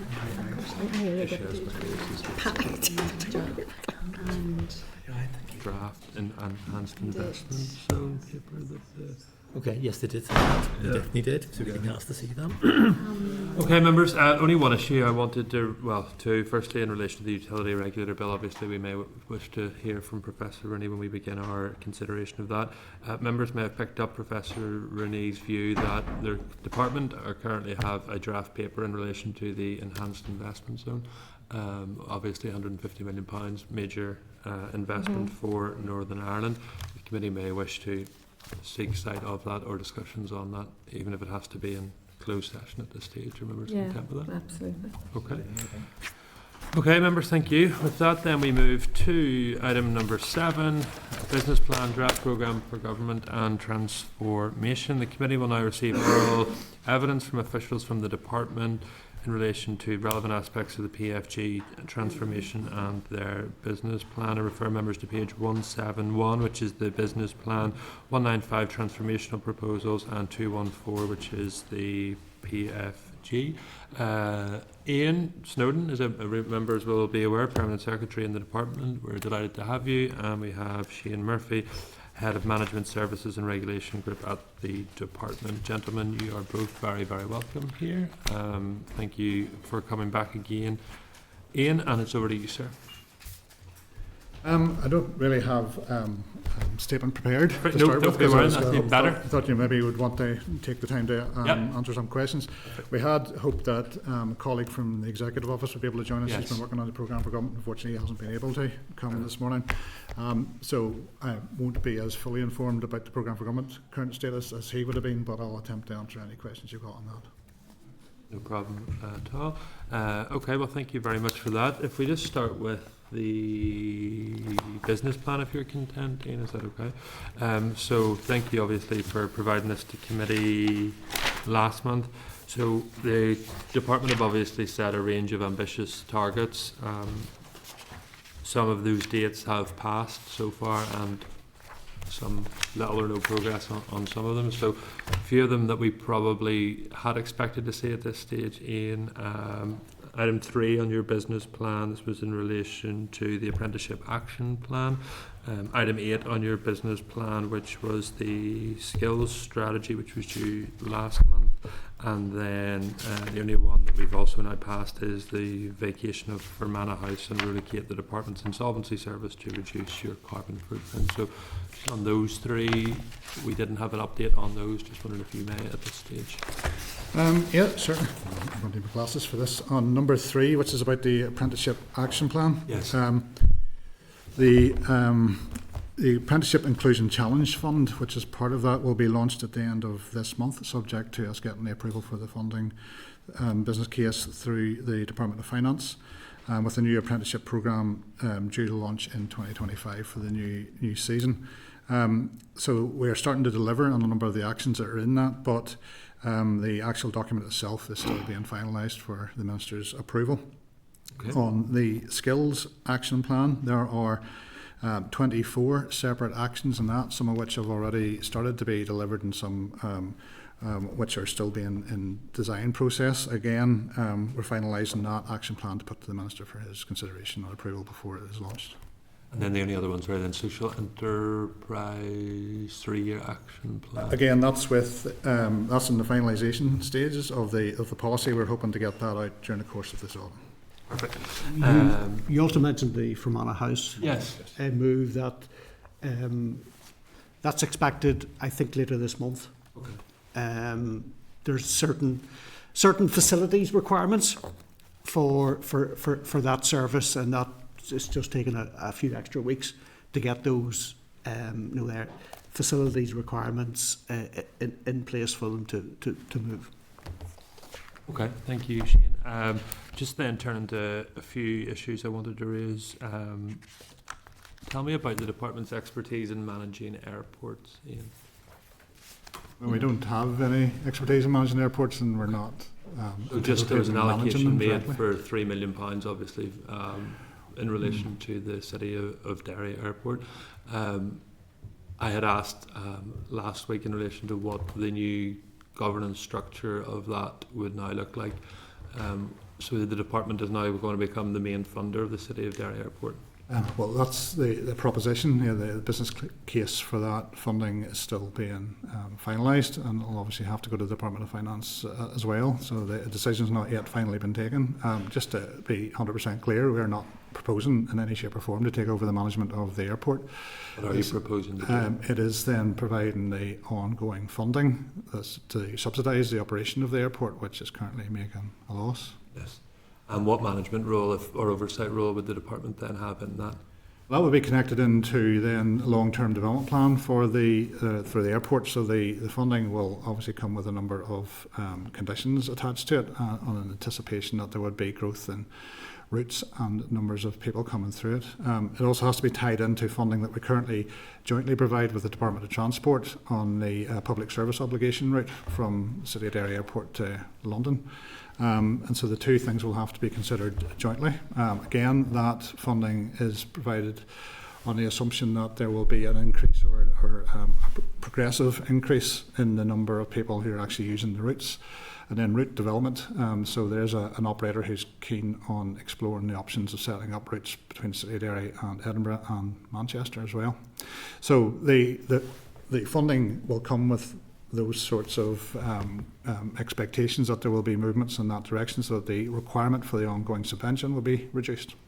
Okay, so my understanding from reading the Minister's statement last week in the House, but not included in his document, was that this would then mean that Derry City and Strabane Council would no longer subsidise or would no longer provide the funding that they currently do. Well, those are some of the details we're still working through in the funding. So one of the things I've asked to be clarified, to be entirely sure, is how much annually the department will be expected to put in, and then if there's additional shortfall requiring further subvention, what the continuing role of the council, who remain to be the owners of the airport, will be in the longer term. The council will remain the owners, but the department will be the main. So the 3 million that you have allocated internally already within your departmental budget this year, is that the height of what you see the subvention being from the department? Certainly that's the figure that we're working to at the minute. But again, like I say, we need to be 100% clear that all the parties understand precisely what the funding arrangement is before we enter into it. Okay, so the council will keep ownership, but the Northern Ireland or the taxpayer will then have the liability for it, and not the council, even though it's their asset. The executive funding takes the place of the council funding, which is currently providing the subsidy. Has that been agreed by the executive? It's the minister's decision. So again, I'll be wanting to see what the business case says before I make my recommendation to the minister about whether it does need to go to the executive for approval, or indeed whether it actually, in terms of my responsibilities as accounting officer, meets the requirements. No problem. So it's not maybe as an advanced stage as the minister's statement. I wouldn't want you to get the impression that it's quite some distance off. I mean, we're in the final few weeks of finalising some of these issues. Yes, but it hasn't been approved by you as accounting officer at this stage. Okay. Just turning then to the sub-regional economic plan that was published last week by the minister. Was it your recommendation that BMAP be adopted as the exclusionary boundary, and that 65% of activities taken by Invest NI should be outside of BMAP? Well, as part of the objective of ensuring greater regional balance across Northern Ireland, the issue that we're essentially dealing with there is the amount of activity and investment, economic activity takes place in Belfast, and then trying to balance that out across the region. Then you come to the issue of defining what Belfast is, because yes, there are multiple ways of doing that.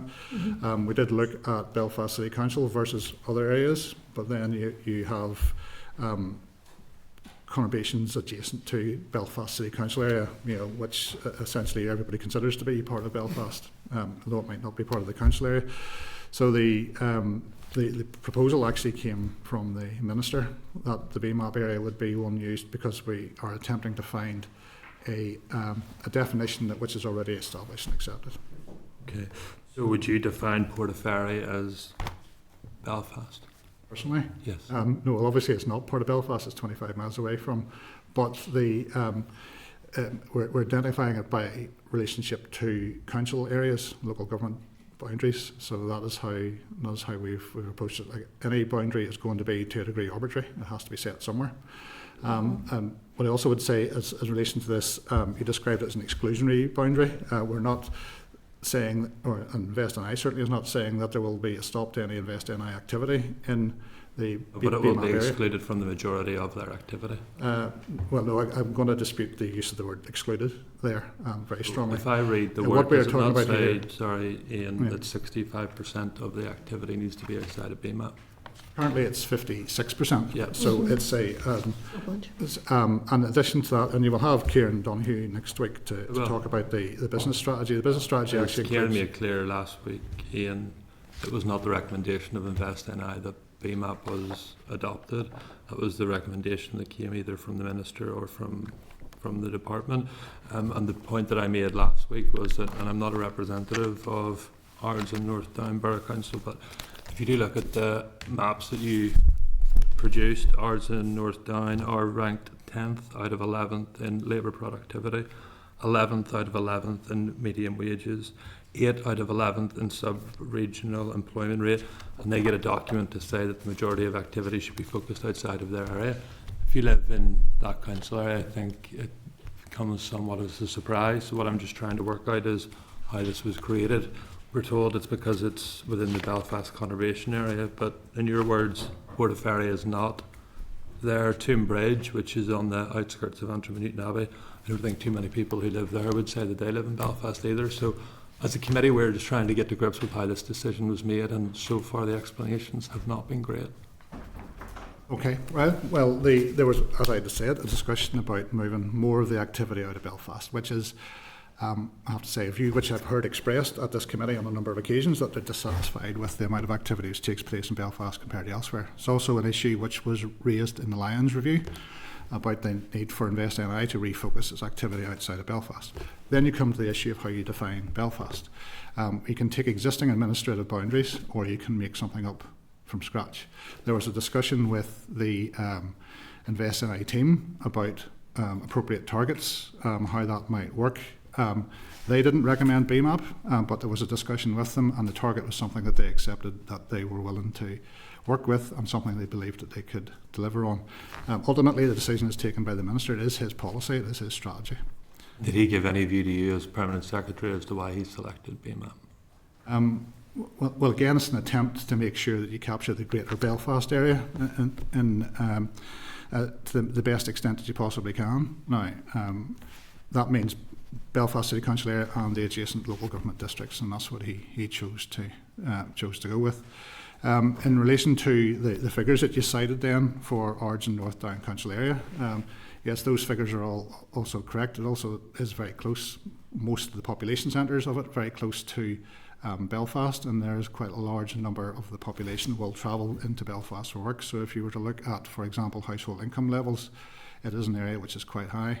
So what those figures represent then is the fact that the indigenous activity of the Ards and North Down Council is more into the service industries, which would be typical that you find in a commuter town or a local economic centre. So that indicates why some of those figures present the way that they do. Now, the purpose of the sub-regional economic plan in itself as well, also, when we get into it, the first and the main objective in it is to establish these local economic partnerships with some funding support provided by the Department, which will allow the local authorities then to tackle those issues which relate to their particular districts. So that is the balancing part to that other objective of the Invest NI strategy.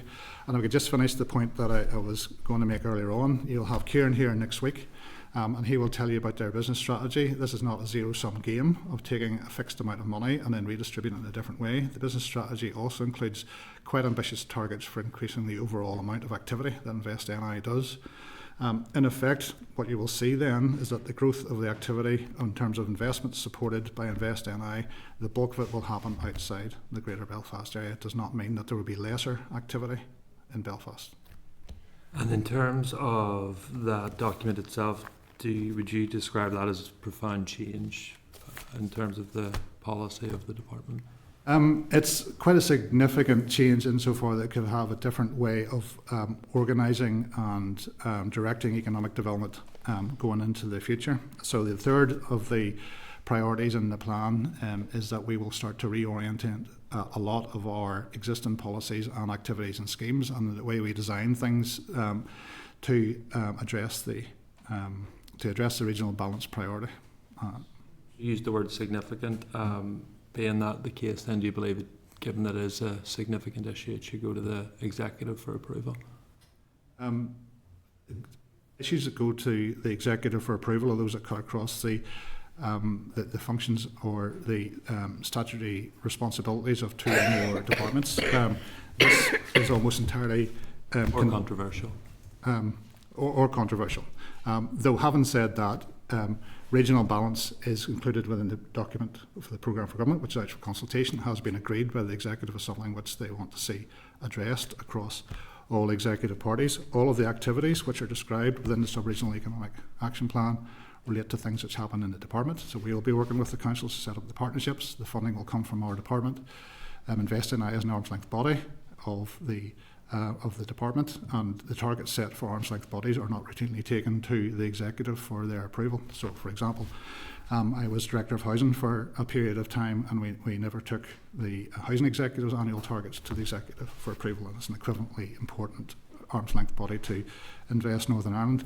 And the third priority is about what we do within inside the department. Now, the Minister has said he hopes that other departments will work with the sub-regional plan and with the local economic partnerships, and then we'll start to adjust their activities in the local areas to support what we're doing, but there is certainly no obligation on any other department contained within this plan. Given the vital importance of regional balance and the need for all departments to work together on that, I think it would be better to have the collective buy-in that this is an executive document, and that is the aim that the executive as a whole will work together to deliver the shared aims of regional balance. That is a point of view which has been expressed by some of the other ministers, and I think they will be discussed at a future executive meeting. I suppose that's trailing into political territory, which I'm not very comfortable about expressing an opinion on. Robin, and just finally from me, can you share the business case for the proposal from the Minister in relation to the funding of Derry City Airport with the committee? Whenever it's finalised, yeah. So it's not with the Department for Finance yet? It's No, not with the Department of Finance? Not yet, no. Okay, no problem at all. Thank you very much indeed. I'm going to bring in some members who were later on in their questions earlier and could miss out. So I'm going to bring Padraig in first, because you were last on their previous witness, Padraig. Thanks, Chair. Look, to be honest, I just kind of really want to touch on skills. So just more broadly, if you can give us just a wee update on, obviously in the last presentation we quite a bit on skills, and particularly on the need for changing those skills under the kind of green agenda as well. So it was just to get an update on where the department sits within that. The Minister made a statement in the Assembly, I think it was the beginning of July, in relation to his skills agenda, announced the Skills and Inclusion Fund. It is an area where there's an awful lot of activity which is going on. I mentioned in response to the Chair's question on the Skills Action Plan, we have 24 individual projects or schemes which are currently in the process of being developed. We're doing quite a lot of work with the FE sector about how we can improve curriculum development and delivery across the network of our colleges. And we'll be having a pretty significant session all day involving the college principals, and myself and the Minister will be involved in that, where we're looking at setting a direction that's aiming for early part of December to get that organised. We're also looking at doing quite a bit in the space of apprenticeships. The Apprenticeship Action Plan is something else that we're looking at. There's been huge growth in apprenticeships. What we want to try to do is make sure that that is actually spread out to all parts of the community. So there is some evidence, for example, that that there are certain socio-economic groups which are more likely to take advantage of apprenticeships, and also the male-female balance is quite skewed towards males. So the purpose of the Apprenticeship Inclusion Challenge Fund is really to find ways in which we can make sure the benefits and value of apprenticeships are spread out across more parts of the community. So it is a very busy part of the department and quite a significant amount of activities going on in that. Well, thanks for that. And I suppose I'm glad you touched on apprenticeships, because look, I'm conscious of other people's time as well. I just want to ask one more question. Is around the apprenticeships, because one of the barriers that we're hearing consistently in our constituency office is around apprenticeships, and it's around the fact that so many young people want to go into apprenticeships. There are waiting lists there for them to get on to them as well. So obviously we do have a skills shortage in certain areas, but we're finding a lot of people who are trying to get on, whether that's in terms of reskilling, whether it's people who are just finished school, college, whatever, and are trying to get into an apprenticeship, that they're struggling to do that. I'm conscious that is obviously going to be a priority for the department, but I would be really keen to just hear what steps you see the department having in working with employers, specifically, because I think a lot of employers are saying to us, that they find it very difficult, particularly smaller firms, to take people on, upskill them, and give them those skill sets. So just keen to hear what role you think the department have on that. Well, we're engaging all the time with employers to look at how we can improve the apprenticeship offering. So I mentioned the inclusion fund and the gender balance. So one of the major employers who requires logistics managers is actually quite interested in looking at part-time apprenticeships that might be then more suitable, or certain working patterns that might be more suitable for women with caring responsibilities.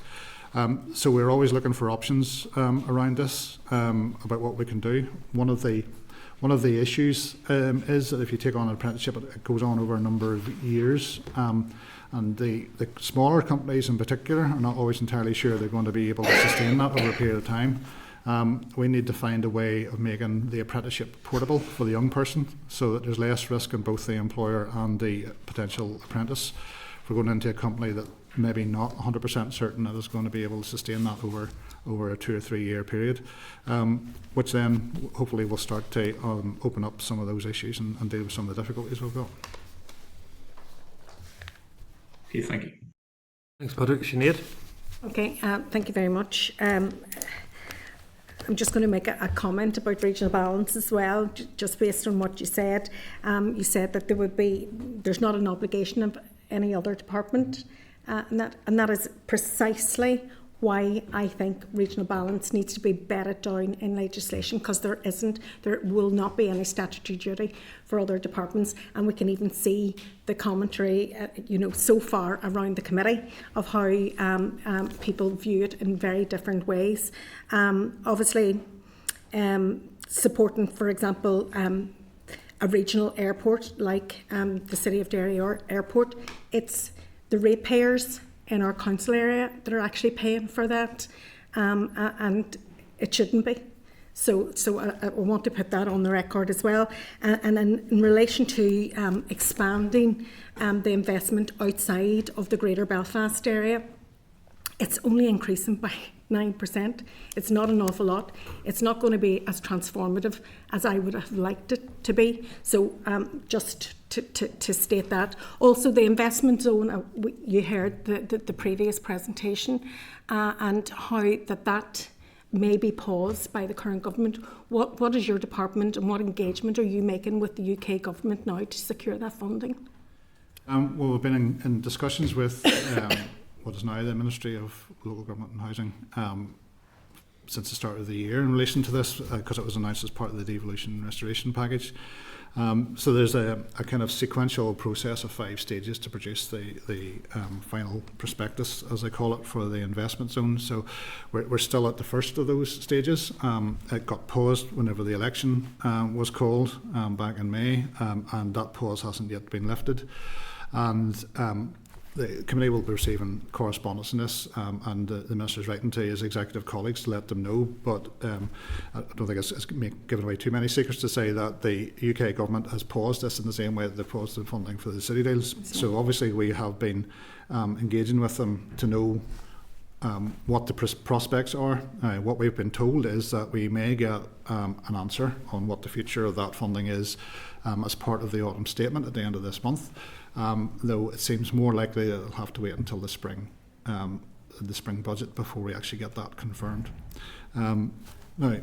It did somewhat take me by surprise. The city deals, like going into the whole history of it, was like a sort of a decision that kind of came completely out of the blue, and nobody had been anticipating it. And I think it was just very poorly handled in the way the whole thing was dealt with by the Treasury. In this case, I was even more surprised since it was part of the devolution settlement package. So the Minister has been in contact and written to on a number of occasions to the Minister in the UK government responsible for it to emphasise that this is part of the deal and we expect the funding to be followed through.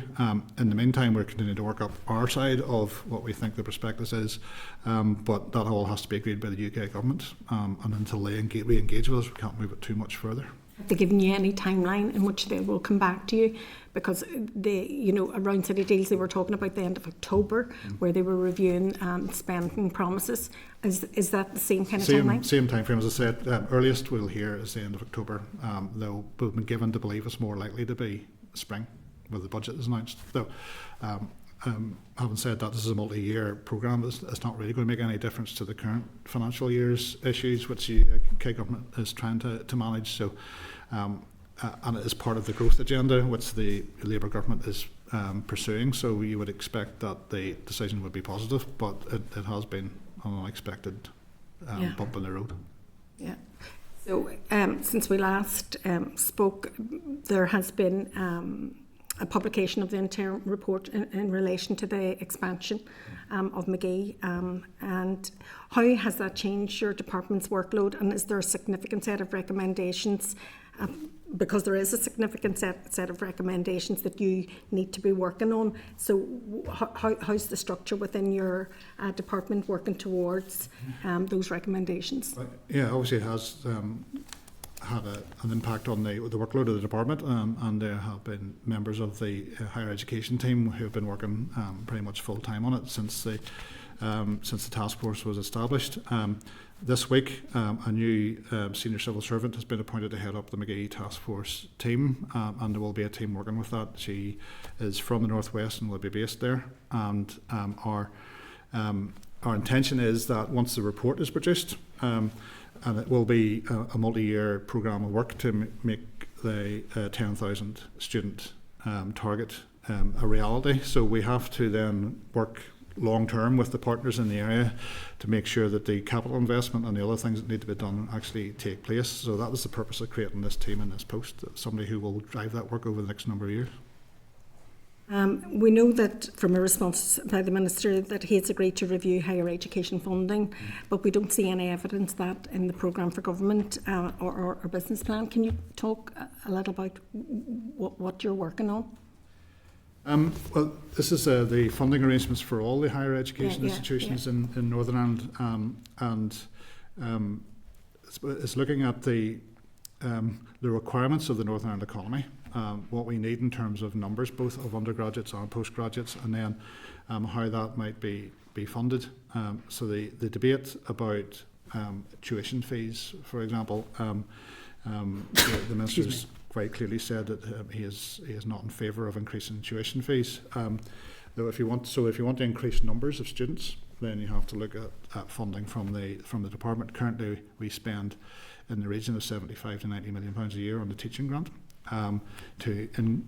Every additional place costs an average of about £5,000. So if we're going to increase the number of postgraduate or undergraduate places, we would need to find additional funding to do that, and that would have to come from the executive's resources.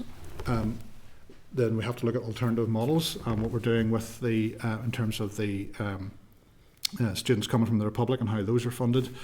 Those numbers are still relatively small, but they are starting to increase slightly.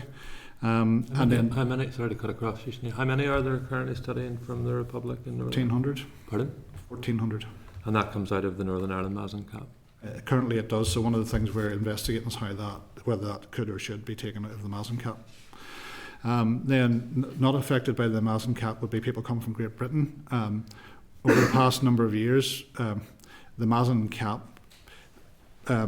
does contribute to the number of young people from Northern Ireland who have to go to Great Britain to study because they can't get places and courses here.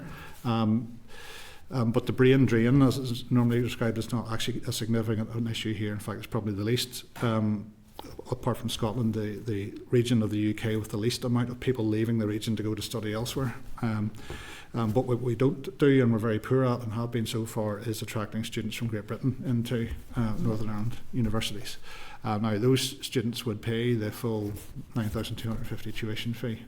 If we can encourage more students to come west within the UK, then that would also be beneficial. And then the funding of postgraduate places is something which is important, particularly to Queen's University. They've made the point that this is where they don't have aspirations to grow their undergraduate numbers, but certainly as a research-led university are very keen to see a growth in numbers at postgraduate level, which is something we're in discussions with them on. Can I just ask you on that answer? So how are you going about trying to attract GB students here? This is the offering that's provided.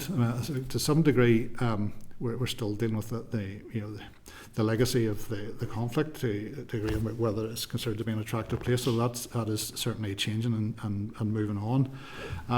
But actually to make sure that it's an option which people are aware of. So my children are an age where, well, one's at university and one's now starting to think about where he wants to go. So it's about what you are aware of that actually provides the courses that you look at. So we have some UK leading courses in certain subjects. I don't think that is fully understood. Helping the universities really to market themselves to the student market across in Britain would be a significant part of that. Do you think local councils have a role to play there as well? You know, where the universities are placed, that they market their city and region as a place that is fun and viable to come and study and think. So, you know, there's a collection of marketing tools that we should be using together.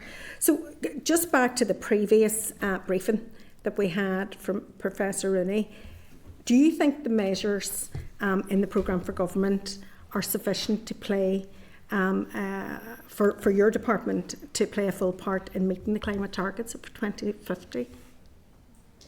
Well, these climate targets are going to be exceptionally challenging to meet. Our department is along with DARE, the main department responsible for ensuring those targets are delivered. So in any single document, you're never going to be able to capture everything that's necessary to be done. For example, in our own business plan, we couldn't put in everything that we need to do in relation to the 80% electricity from renewable sources by 2030 target. So the approach that we're taking is twofold. On that 80% by 2030 renewable electricity generation target, we're setting up an interdepartmental project board to actually drive all the actions that are required in the spaces of the planning, utility regulators' responsibilities and the support mechanisms that need to be put in place. You mentioned to Professor Rooney about the interconnector policy. Those are key parts to it, but there's also other grid development which is necessary.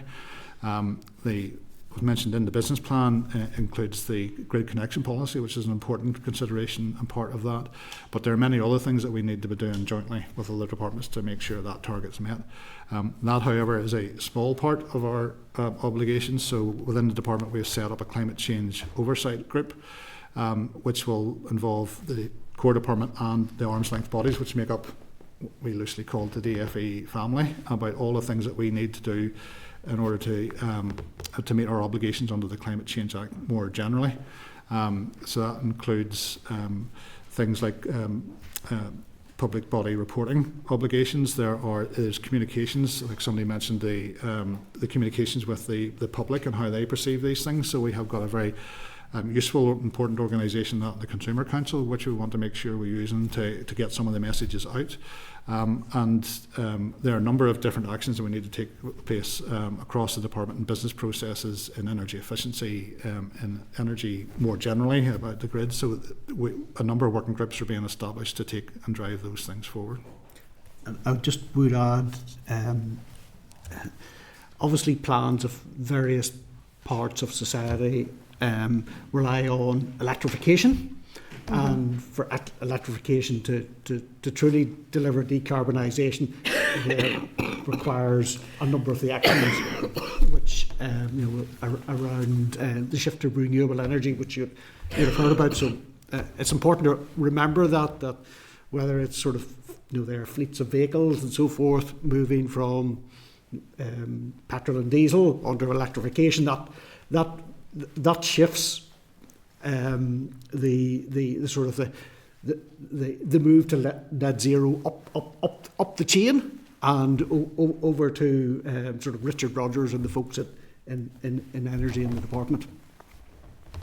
Okay, just to kind of come back on that. So timelines are important, obviously. Just in a general, seeking your views on it. In the programme for government, there is a lack of timelines and targets and, end times. And, a lot of it is a journey beyond even this mandate, obviously. How significant do you think that is? It's only significant if the people who are responsible for delivering the changes aren't aware of the time frame. So one of the us. Yeah, right. So one of the things I've been taken to saying is we have to achieve this electricity target by 2030. Obviously, it's looming quite large in my attention at the minute because it's quite a significant one and it's in legislation. So there are 62 full months now before the start of 2030. It is 57 months have passed since the start of the pandemic. Okay, so that gives you a sense of 2030 sounds like it's a long way away, but actually it's not. Now, within that 62 full months, we actually have to have quite a number of things achieved by the end of 2025, otherwise there is no prospect of meeting that target. And that includes things like ensuring we have a minimum of 500 megawatts of renewable energy with planning consent by that stage. Otherwise, we have there will be no point running the contracts for difference auction because we will be stung with very high prices because there won't be sufficient competition in the market, which then puts the whole thing back months. So we have got quite a number of things to get done in a space of time. Now, all I can assure you is that in the department, we are fully seized of these timelines and when these things need to happen and the months in which they need to happen. And so we are taking the action now that we believe we need to take as a minimum, certainly, to make sure we can get the best chance possible of doing that. Thank you. Thank you.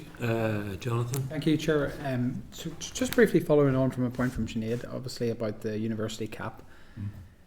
Do you think it's a fair system that GB and international students with lower grades can access their own local universities when some people with better grades have to go elsewhere? I think it's a feature of the fact we need to pay for and subsidise the lower student fees that we've got here, and when there's a limited amount of money, then that will produce a cap on student numbers. And when you push a cap on student numbers, you increase the competition for the available spaces, and that's what happens. My wife certainly would say it's not fair. Our oldest child had to go to university in England because he was unable to get a place at his preferred course here. And that was largely because of the cap on student numbers. And you said that Northern Ireland in particular hasn't really suffered as a result of the brain drain in comparison with other regions.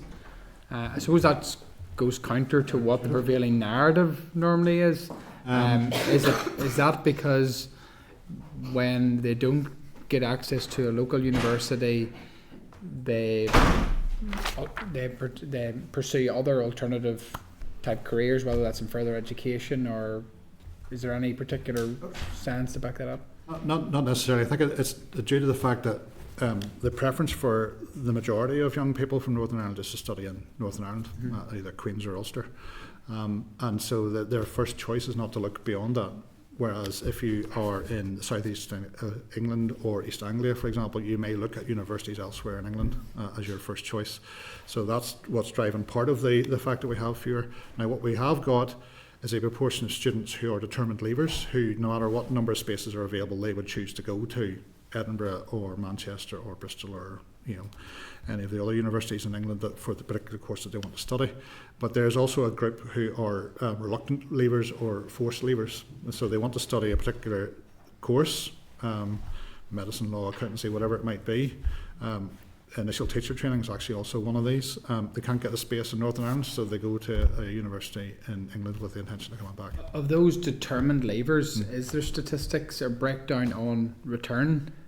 So, for example, the number of students that return to employment in Northern Ireland following their education journey compared to those that would stay and migrate across? I think we have some, though off the top of my head, I can't remember what the numbers are. Yeah. And is there any so obviously the drive for more GB students essentially then from a financial perspective, is there any read across on how other jurisdictions are performing in that regard? So think of the Republic, for example. There has been a large move towards US students studying in the Republic of Ireland. I'm not seeing that in Northern Ireland in the way that I believe it should be.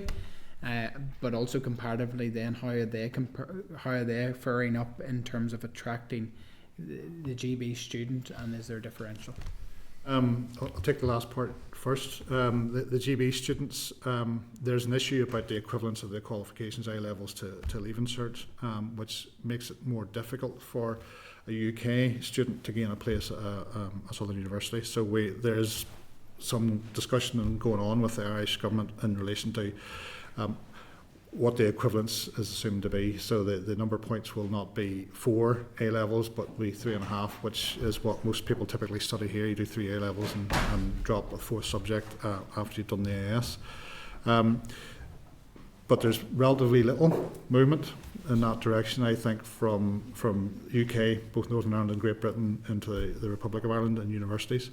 There are some US students here in Northern Ireland, but it certainly, as I think you point out, it's not to the same extent as they've got in the Republic. But again, the universities will be looking for opportunities for international students from wherever they will be able to get them. Is there any departmental assistance to help with that journey? Because I think it's a huge growth market. I really do see the potential, given the numbers now that are studying in the Republic of Ireland. What assistance can the department give to help that transition? Because I think, well, globally we're seeing a move away from perhaps traditional student markets such as China and India towards the US and North America. Is there any assistance that the department can give in that regard? I'd want to have a discussion with the universities about what assistance they would actually require. I know that they have got quite a number of very strong partnerships with American universities. So, for example, in the space of semiconductors and electronics, there's a very strong relationship with Arizona State University and Queen's. Also have a strong relationship with universities in and around Boston on a number of areas. So I think I would, before getting into specifics about what we could do, I would want to talk to them about how we could. And that's fair enough. And just in closing, going back to the chair's original point, slightly confused regarding the conversation regarding the City of Derry Airport. So you're not clear whether or not that would need to go to the executive for approval of the 3 million. And if you're not clear, did the minister jump the gun with a statement? His statement was that it was his intention to do that, but he wasn't in a position to make a formal commitment. Sorry, and that wasn't the minister's statement. Just reading from it, it says, "My department is in the process of taking responsibility for the funding provided to the City of Derry Airport." So he didn't say anything about his intention. So I suppose my concern here is I'm not sensing that there's a coordinated approach from the minister and the department on this. I just would be concerned. Well, I think it's trying to create a division where one doesn't exist. The department operates under the direction and control of the minister. If the minister determines that he wishes to take on responsibility for these things, it comes to me as the accounting officer to make a judgment about the value for money and propriety of that. If I determine, and I'm not suggesting, or I don't want you to take it that this will be the outcome of it, but if I was to determine it wasn't value for money, then I would require ministerial direction to be had, and then at that point you would have to look at whether or not referring that to the executive, which I think has been done in the past for other funding that was provided to the City of Derry Airport for the public service obligation, then that would have to be taken. So what has been the process to date then in relation to this 3 million allocation? That is the amount of funding, which is like the average subvention which is given by Derry City Council to the airport. So that is where the £3 million a year figure comes from. The proposition then came that it would be from the minister's side, so it's a political direction that he wants the department to have a look at picking up that responsibility, and then we then follow through on that in the department. Have you had any correspondence from Northern Ireland's to other airports in relation to this? It seems, competitive disadvantage. Has there been any liaison with them or any communication? Not in relation to this, no. But then again, both of those airports are profit making. But is there a competitive disadvantage that the state is essentially giving 3 million for the operation of Derry City Airport, whereby our own, Belfast City and International aren't receiving it? What do they receive from the department, for example? Well, currently they don't receive anything because they as I said, they're making profits. They don't need to be receiving any subvention. Now, the competitive impacts of this is part of the thing that we're looking at in the business case assessment. It would be a competitive disadvantage if we were to see displacement of routes from one airport to another, which would affect the viability of the other airports. But we don't anticipate that. But no, the point of having the airport there would be to increase the economic connections between the city and other parts of the UK. So then that you could increase the economic activity which is taking place in the northwest. So it would not actually be a net benefit if we were to see displacement from Belfast airports to the City of Derry Airport. And what evidence is there from the department's perspective, or what has been conducted to suggest that there, for example, you talked about the need for more passengers. So has there been a study conducted by the department before they would embark on this? There's a consultancy firm called York Aviation, which has been having a look at this over a number. I think we saw a copy of their report on airports development and route development in Northern Ireland. And so we have asked them to have a look at the long-term options around the City of Derry Airport, and it's actually part of the annual decision that has to be taking place on the public service obligation funding, to have a review of the current position and the growth in passenger numbers. So that depends on the current flights becoming more popular and being marketed better, and then also additional flights being secured between City of Derry and other airports. So, finally on this, what would there need to be yearly uplift in passenger numbers to prevent the need for state intervention with Derry City Airport to make it profitable? Well, I couldn't say off the top of my head, but I mean it would be a substantial increase above where we are currently. So I suppose is that achievable? Some of the analysis we received suggests that it would be, although it's not to suggest that it's an easy thing to do. And I would also say there was some discussion about a link between City of Derry Airport and Cork, but that was ruled out by the Irish government. Okay. Thank you, Chair. Thanks. David. Thank you, Chair, and thank you, Ian. I want to look at a couple of things, but those transformations plans came through, and all of it is asking for additional services. But at no point that I'm seeing through those plans is any look at reforming what we've currently got, or efficiencies, what's there, or transformation in the current services. Why is that? For the two transformation bids that we submitted, they weren't at the stage at which we could bring forward the proposition for IT development in another part of the department, which would have been a cost saving change. So it was a bit early in the process for that. The two that we put forward, we're looking to actually not save costs in our department, but actually look at cost savings potentially in the wider public sector. So on the public sector apprenticeships model, for example, all public sector organisations are struggling with recruitment currently, and there's a lot of time and effort, money is spent on recruitment exercises being repeated in order to try to secure workforces. The idea of the public sector apprenticeship model would be to cut down on that amount of recruitment activity and therefore save costs and training costs and so forth with churn of staff. On the post-19 special educational needs transformation bid, what we currently have is a situation where if a child has got special needs and requires assistance, and they reach 18 and they leave school, they go into the care system, and the care system is quite expensive.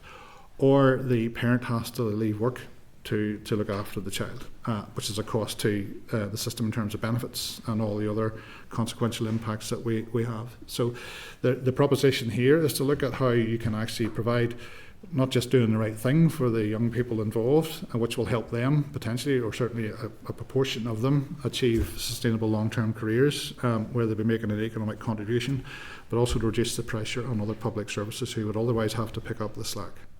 So that was the thought process. No, I totally get the new services. I'm not having anything in that. What I'm having is that we're adding layers and layers and layers, which I agree with, but we're not looking back at what we've currently got and reforming what we've currently got to make it more efficient. Could I just, Ian talked about sort of the bids to the public sector transformation fund. Sort of transformation, change and modernisation doesn't happen solely within the public sector transformation fund. You know, there's been a range of developments in DFE that are in that same mould. We've had sort of high-profile initiatives like the Alliance Review and Action Plan and the Aim for Profound Change within Invest NI. We've had further education's there's schemes. You know, that's all kind of one end of the sort of high-profile side of things. You know, there's at the other end of the profile spectrum. There's for example, some IT projects underway to modernise the delivery of, for example, the redundancy payment services, trading standards services. So I just wanted to ensure that we understood that transformation, modernisation, change didn't start and finish with this latest central initiative from the executive.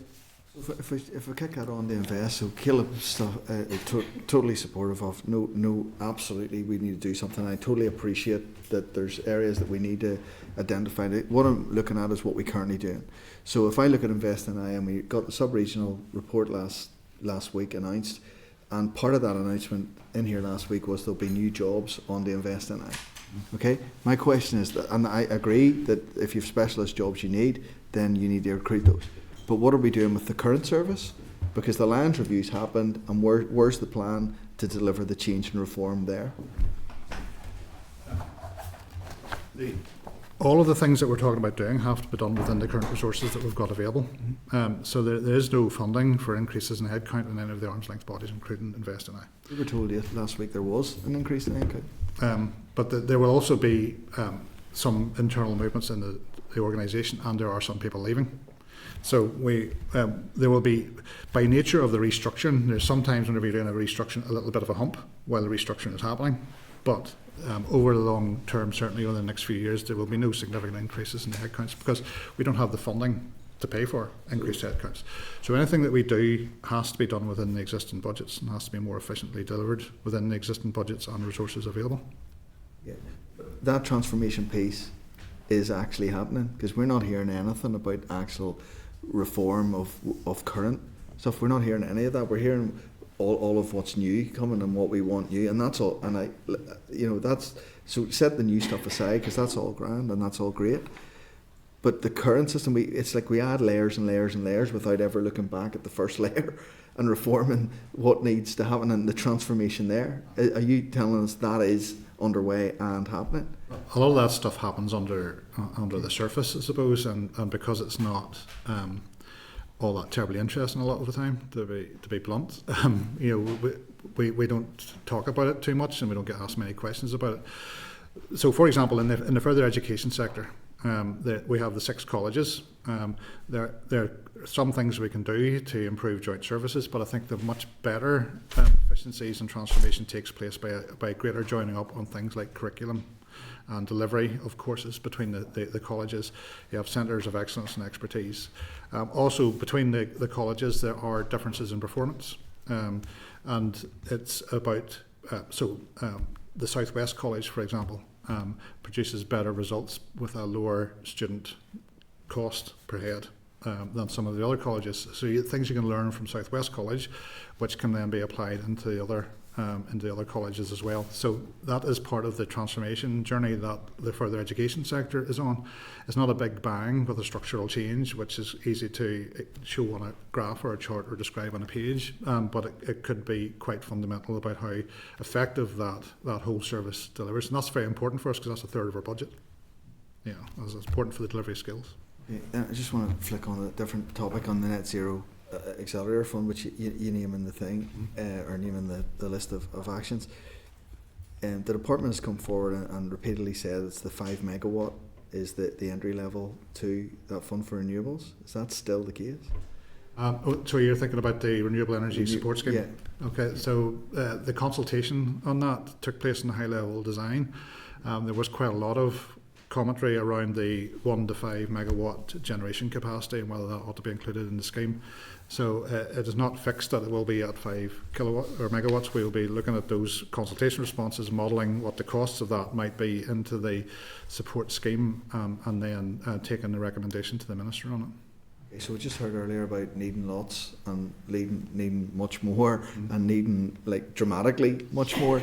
So if we are in an all-island energy system, and with one island, and the south are coming at 0.5 megawatt, and the north are coming at not the same value as that at entry level, why is an investor going to be here and not be in the south?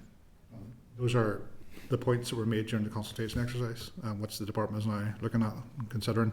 But again, there will be financial implications of all this. We need to understand what that is, and the cost is borne by the electricity consumer. So we need to make sure that everybody is clear about what's involved, and that is taken through with the utility regulator on that.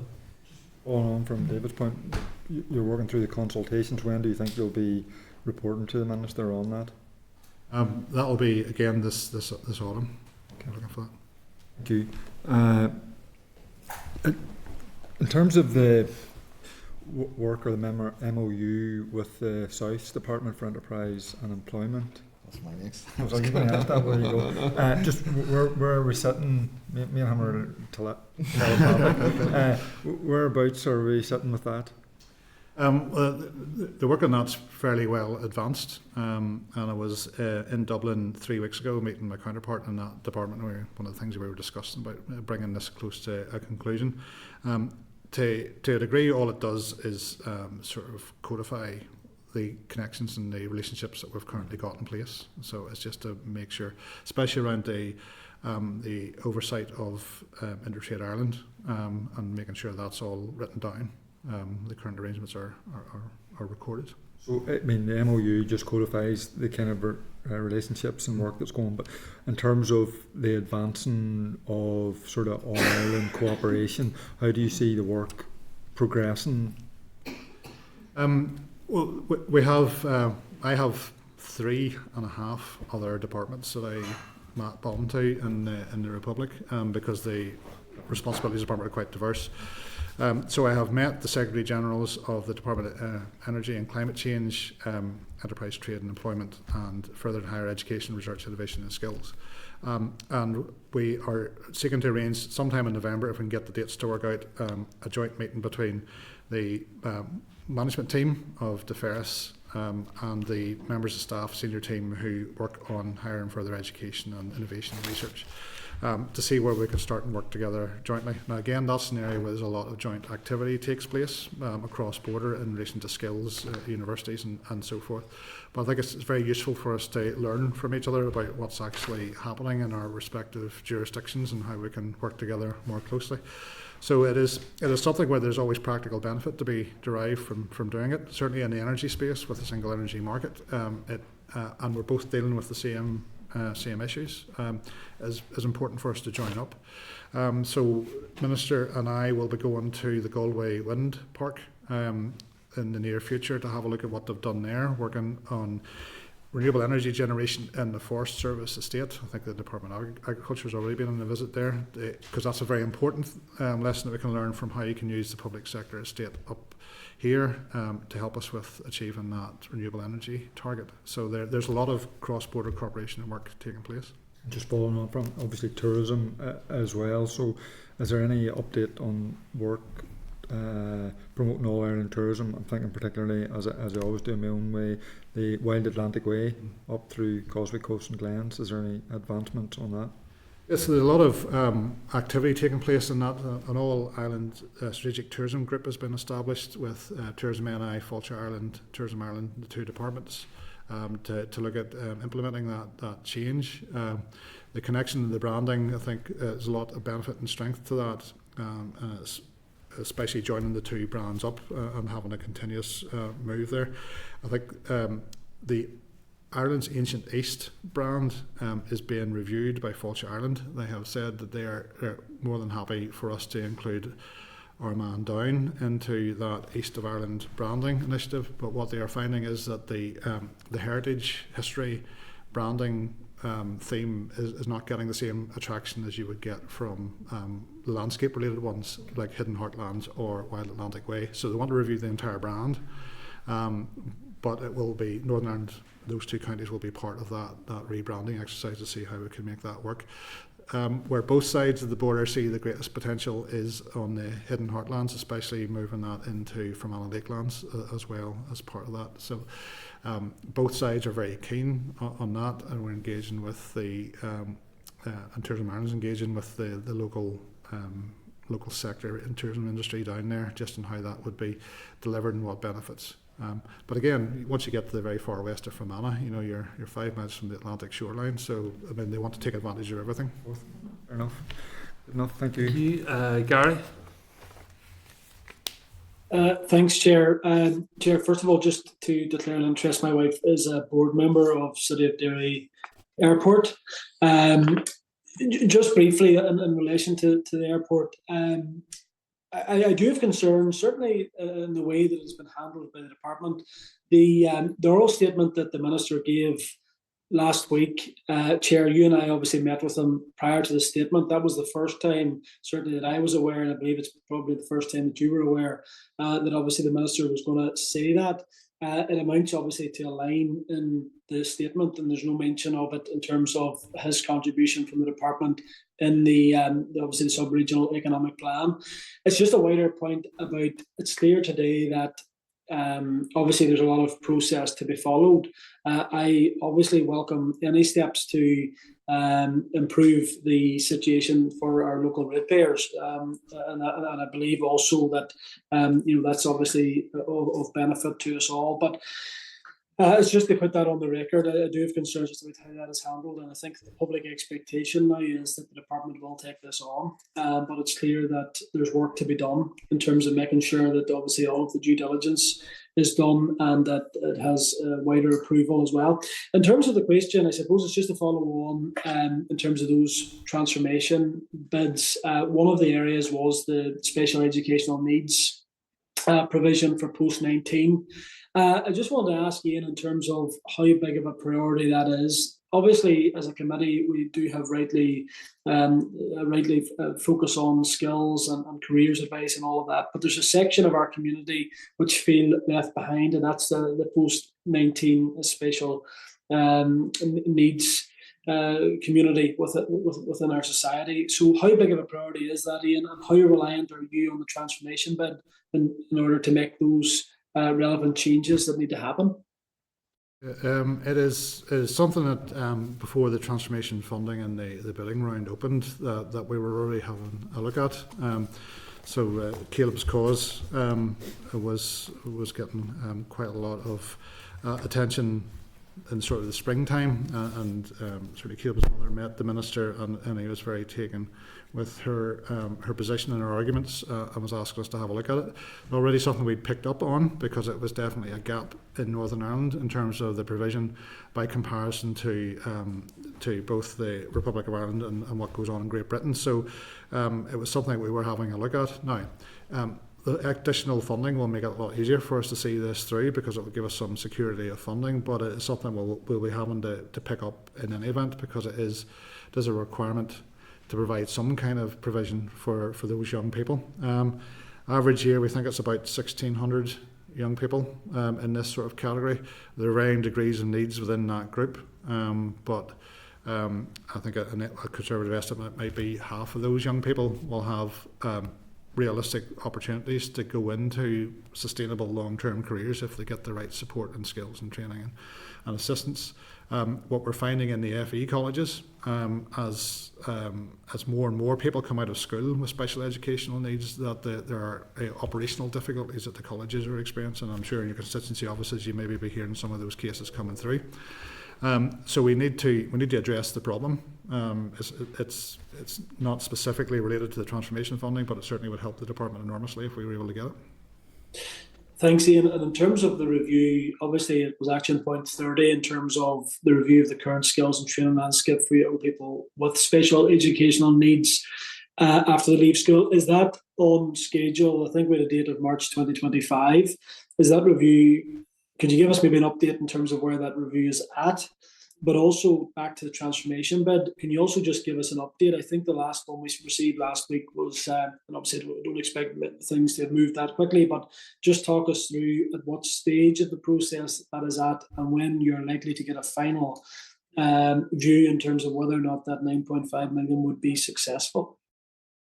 So to answer your first question, there's a lot of work goes into that at the minute, and we're expecting to get that completed by March of next year, that landscape review.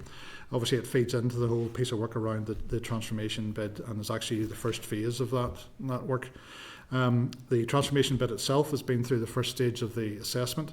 Officials from the department met with the Department of Finance, officials who've been looking at these bids initially in the transformation unit, and then also met the transformation panel, or interim transformation panel, and got feedback. We've been asked to produce a revised version of that proposition, which will come back into the panel for further consideration. We were given 3 weeks to complete that. I think the 3 weeks are up on Friday of this week. When we'll get a return from that, I'm not sure. It took 3 months to get an answer to the first submission that we put in. Hopefully it'll be sooner than that. Thanks, Chair. Thank you. Kate? Thank you, Chair, and thank you. It's nice to meet you. This is my first committee where you've been here. I just wanted to touch on the questions around the Mazen cap. You mentioned that you're looking at elements specifically related to students from the South. Is it just that element, or are you doing a full review into the Mazen cap? The review of FE funding will have to take account of all of these component parts. There are small changes you can make, and one of them is whether or not the Republic of Ireland students are included within the Mazen cap or not, and then how that will possibly relieve some pressure on the places for Northern Ireland students. And then there are also some courses where the Irish government pays for them, because we are training people for the health service in the Republic, for example, here at Queen's. So it's a complex picture, but all this has to be taken into the round so that we can have a look at the overall financial position of the universities. And it's not just an issue for us here. Across the UK, a lot of universities are facing financial difficulties by some of the more alarmist predictions. Maybe half of universities facing bankruptcy. I'm not sure I place that much credence in that percentage, but certainly a number of institutions are in some difficulty. So we need to make sure that we're placing our institutions, which are very important for the economic growth of Northern Ireland, in a strong, stable position. Okay, thank you. The previous session with Professor Rooney, I asked a question around climate financing, and in terms of meeting our net zero targets, we need more money that just we don't have within public finance. Is this something that the department is looking at, how we work with other regions to kind of have that blended investment in it? Is it something your department's doing at all? Well, we'll look at every option that's available that are being done in other regions to see whether we can apply them here. the business plan includes reference to the £150 million in the Enhanced Investment Zone and the £50 million Net Zero Accelerator Fund. And we've got other investments that we're currently making in, for example, business and industrial processes. What we are doing is trying to make sure that those are all as far as possible aligned, so there's no overlap and confusion, that the money is being used as efficiently as it possibly can be. Then the discussions with GB Energy, which I think somebody mentioned to Professor Rooney earlier on, still at a very early stage, and is not entirely clear to us in the department. Certainly the Minister's had a number of meetings with Ed Miliband in relation to it, about how GB Energy could potentially support us here, what money we might get from that, and what projects they will do, given that our energy policy is wholly devolved and it's not part of GB. I think it's at least progress that there is now really, although it's called GB Energy UK, energy is what the focus of it is, as opposed to just England, Scotland and Wales, and that there will be some financial consequences arising from that. I suppose the next point is to try to make sure that if any money does come from GB Energy for that purpose, that it goes into energy related activities here, rather than a part of consequential which goes into the overall block, which is available for allocation. If we can achieve that, that certainly would put us in a lot stronger position to take forward a number of these projects. But equally, on the more positive aspect of this, they are looking to Northern Ireland as being in the lead in some things. Professor Reedy said we'd fallen behind on a number of things, but we are also in the lead on some technological solutions here, and wanting to work with us as a test bed. And that's a model we've used quite effectively with other GB commissions, like the Geospatial Commission, where we've been actually, because we're small and we've got well-established institutions here, are able to be a pilot test bed for applications across the whole of the UK. Yeah, really interesting. Thank you. The only other part I really wanted to touch on that hasn't been discussed already was within the programme for government, one of the key commitments is growing a globally competitive economy. What regions is that benchmarked against in terms of Ian's more of an expert in this is his background, but it's broadly speaking equivalently sized countries with equivalently sized populations, so it would be places like Estonia and Denmark and other small advanced economies in Europe. Yeah, I think that's sort of the sort of benchmark. People might have heard me use the phrase before. There's a reason why the likes of the USA and China finished top of the medal table at the Olympics, because they're huge countries with huge resources. For a place like us, where we've got medals in swimming and so forth, they're in sort of niche areas, and so when we're comparing ourselves and our performance at the Olympics, we don't compare ourselves to America and China. We compare ourselves against people or areas that look in equivalent sort of circumstances. And yes, we for the sort of the economic version of that, we have a set of there it's I think there's 12.5 countries or so where we make that sort of comparison. And are there particular industries and sectors within that we're focusing on in terms of becoming globally competitive within that target within the programme for government? There's a reference there in programme for government and also in the DFE business plan around areas of our economy which are the most innovative, the most productive and the most internationally orientated.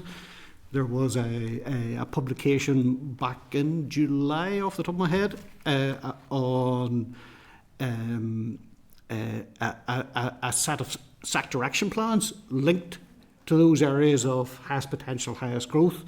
One of those areas, just to dovetail, is in the net zero space. We have, I'm sure Professor Rooney gave an illustration of some of the great invention and innovations we have here.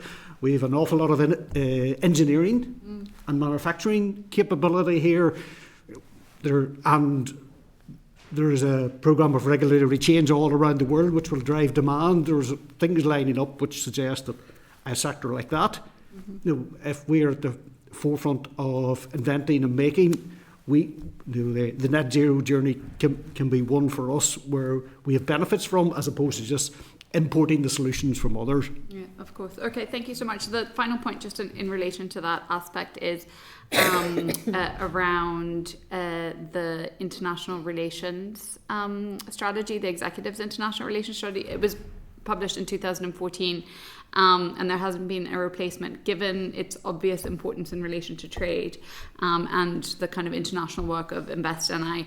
Have you had any engagement with TEO in relation to this, this updated international relations strategy?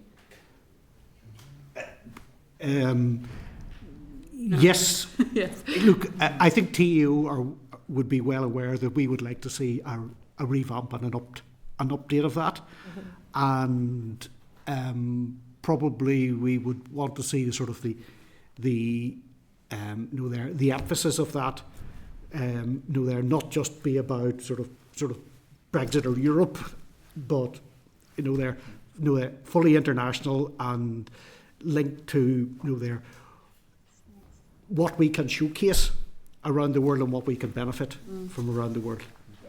I could just to pick up on Shane mentioned Brexit. The TEO team has, as you can imagine, been largely consumed with the Brexit and the outworkings of it over the past couple of years, and so there hasn't been an awful lot of attention in the other aspects of the international relations strategy. Having said that, we are quite active in the trade mission front. So this autumn, the minister will be he's been in Chicago and Toronto. Next week he's going to Berlin, and then in November he's going to Singapore for a tech conference. So there's quite a lot of overseas trade mission activity. But I mean, to your point, it would be beneficial that it could be part of a wider executive coherent strategy around how we can engage in the rest of the world.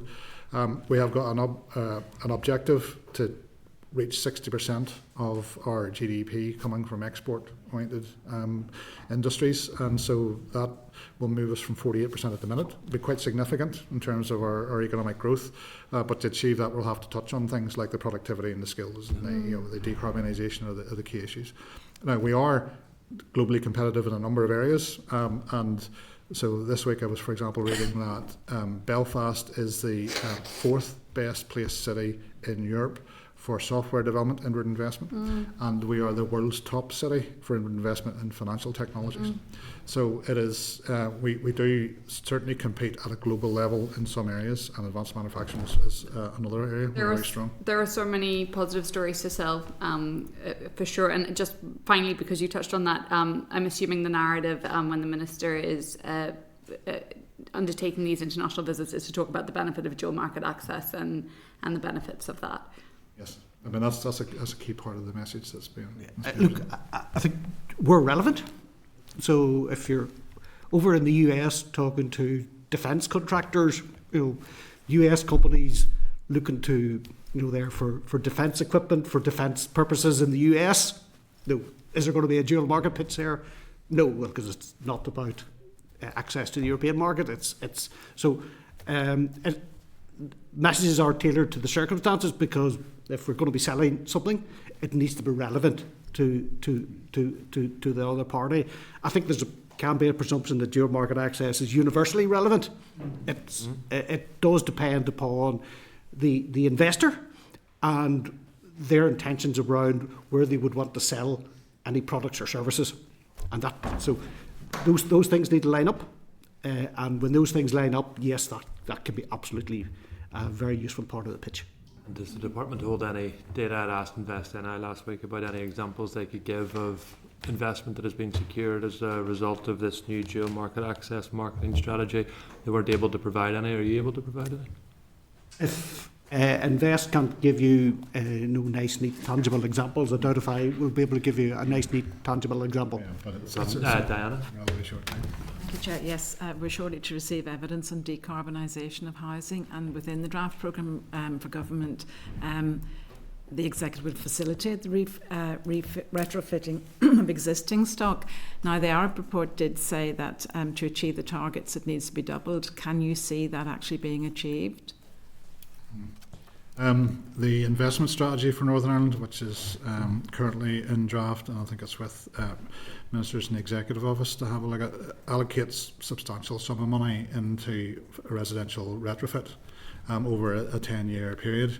Now, whether it would be sufficient to meet the demands of the entire sector, given the constrained nature of our budgets and the other priorities and things like water and sewage infrastructure and transport and so on, I think it's quite difficult to say we'll ever achieve the absolute level that of funding input that would be required.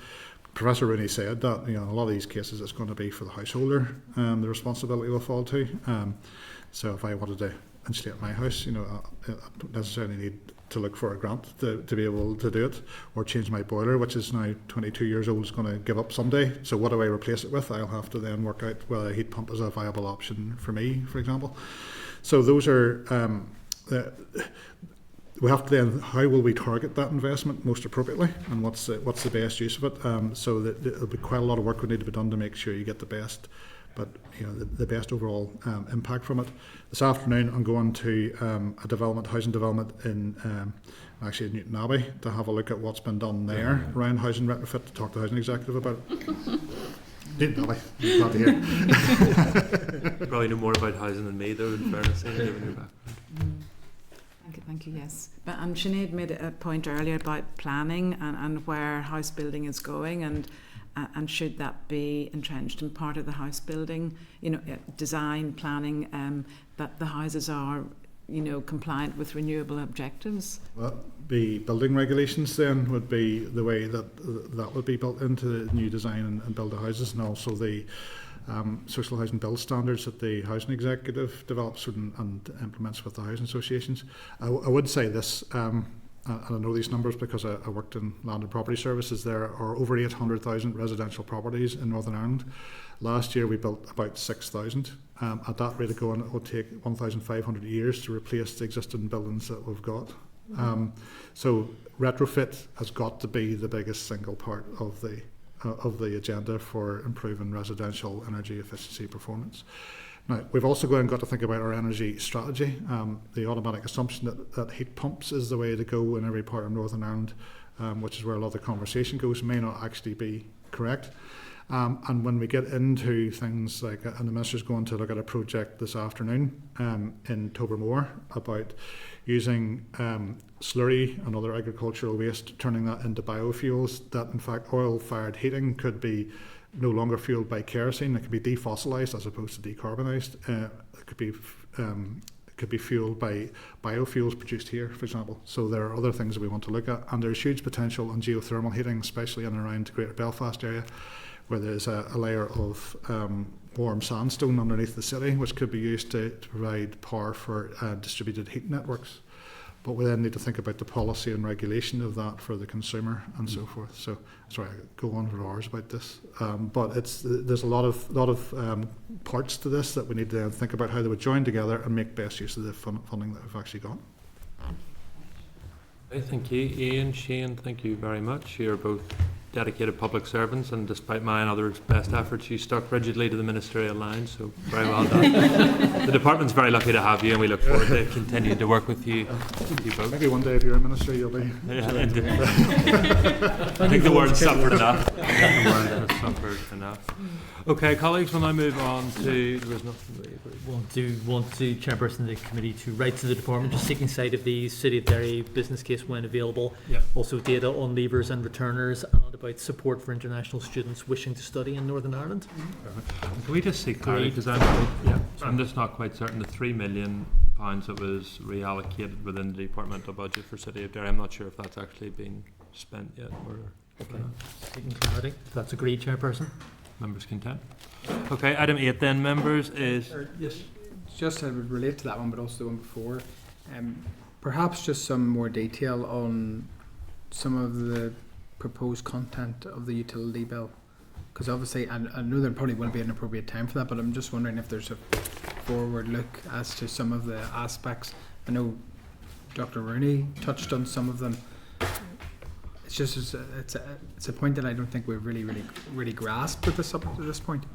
Write to the department in those terms. Yeah. Well done. Intent. That's a great. Okay, item 8 then, members, is an oral briefing on housing decarbonisation skills. I refer members to page 316 of... Working us hard, isn't Uh, You're working us hard. yeah, More efficient members, much more. Chair, I'm probably going to have to leave at about 1 o'clock. okay, no problem. Okay. at all. Me too. Yeah, we're both going to the same thing.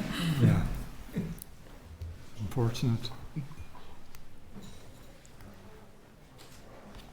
Make sure to down your questions.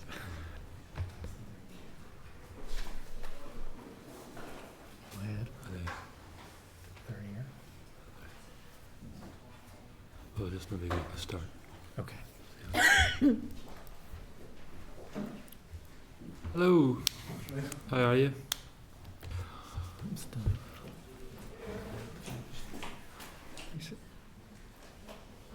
Invite forward our guests. There should be nameplates there for you. Good.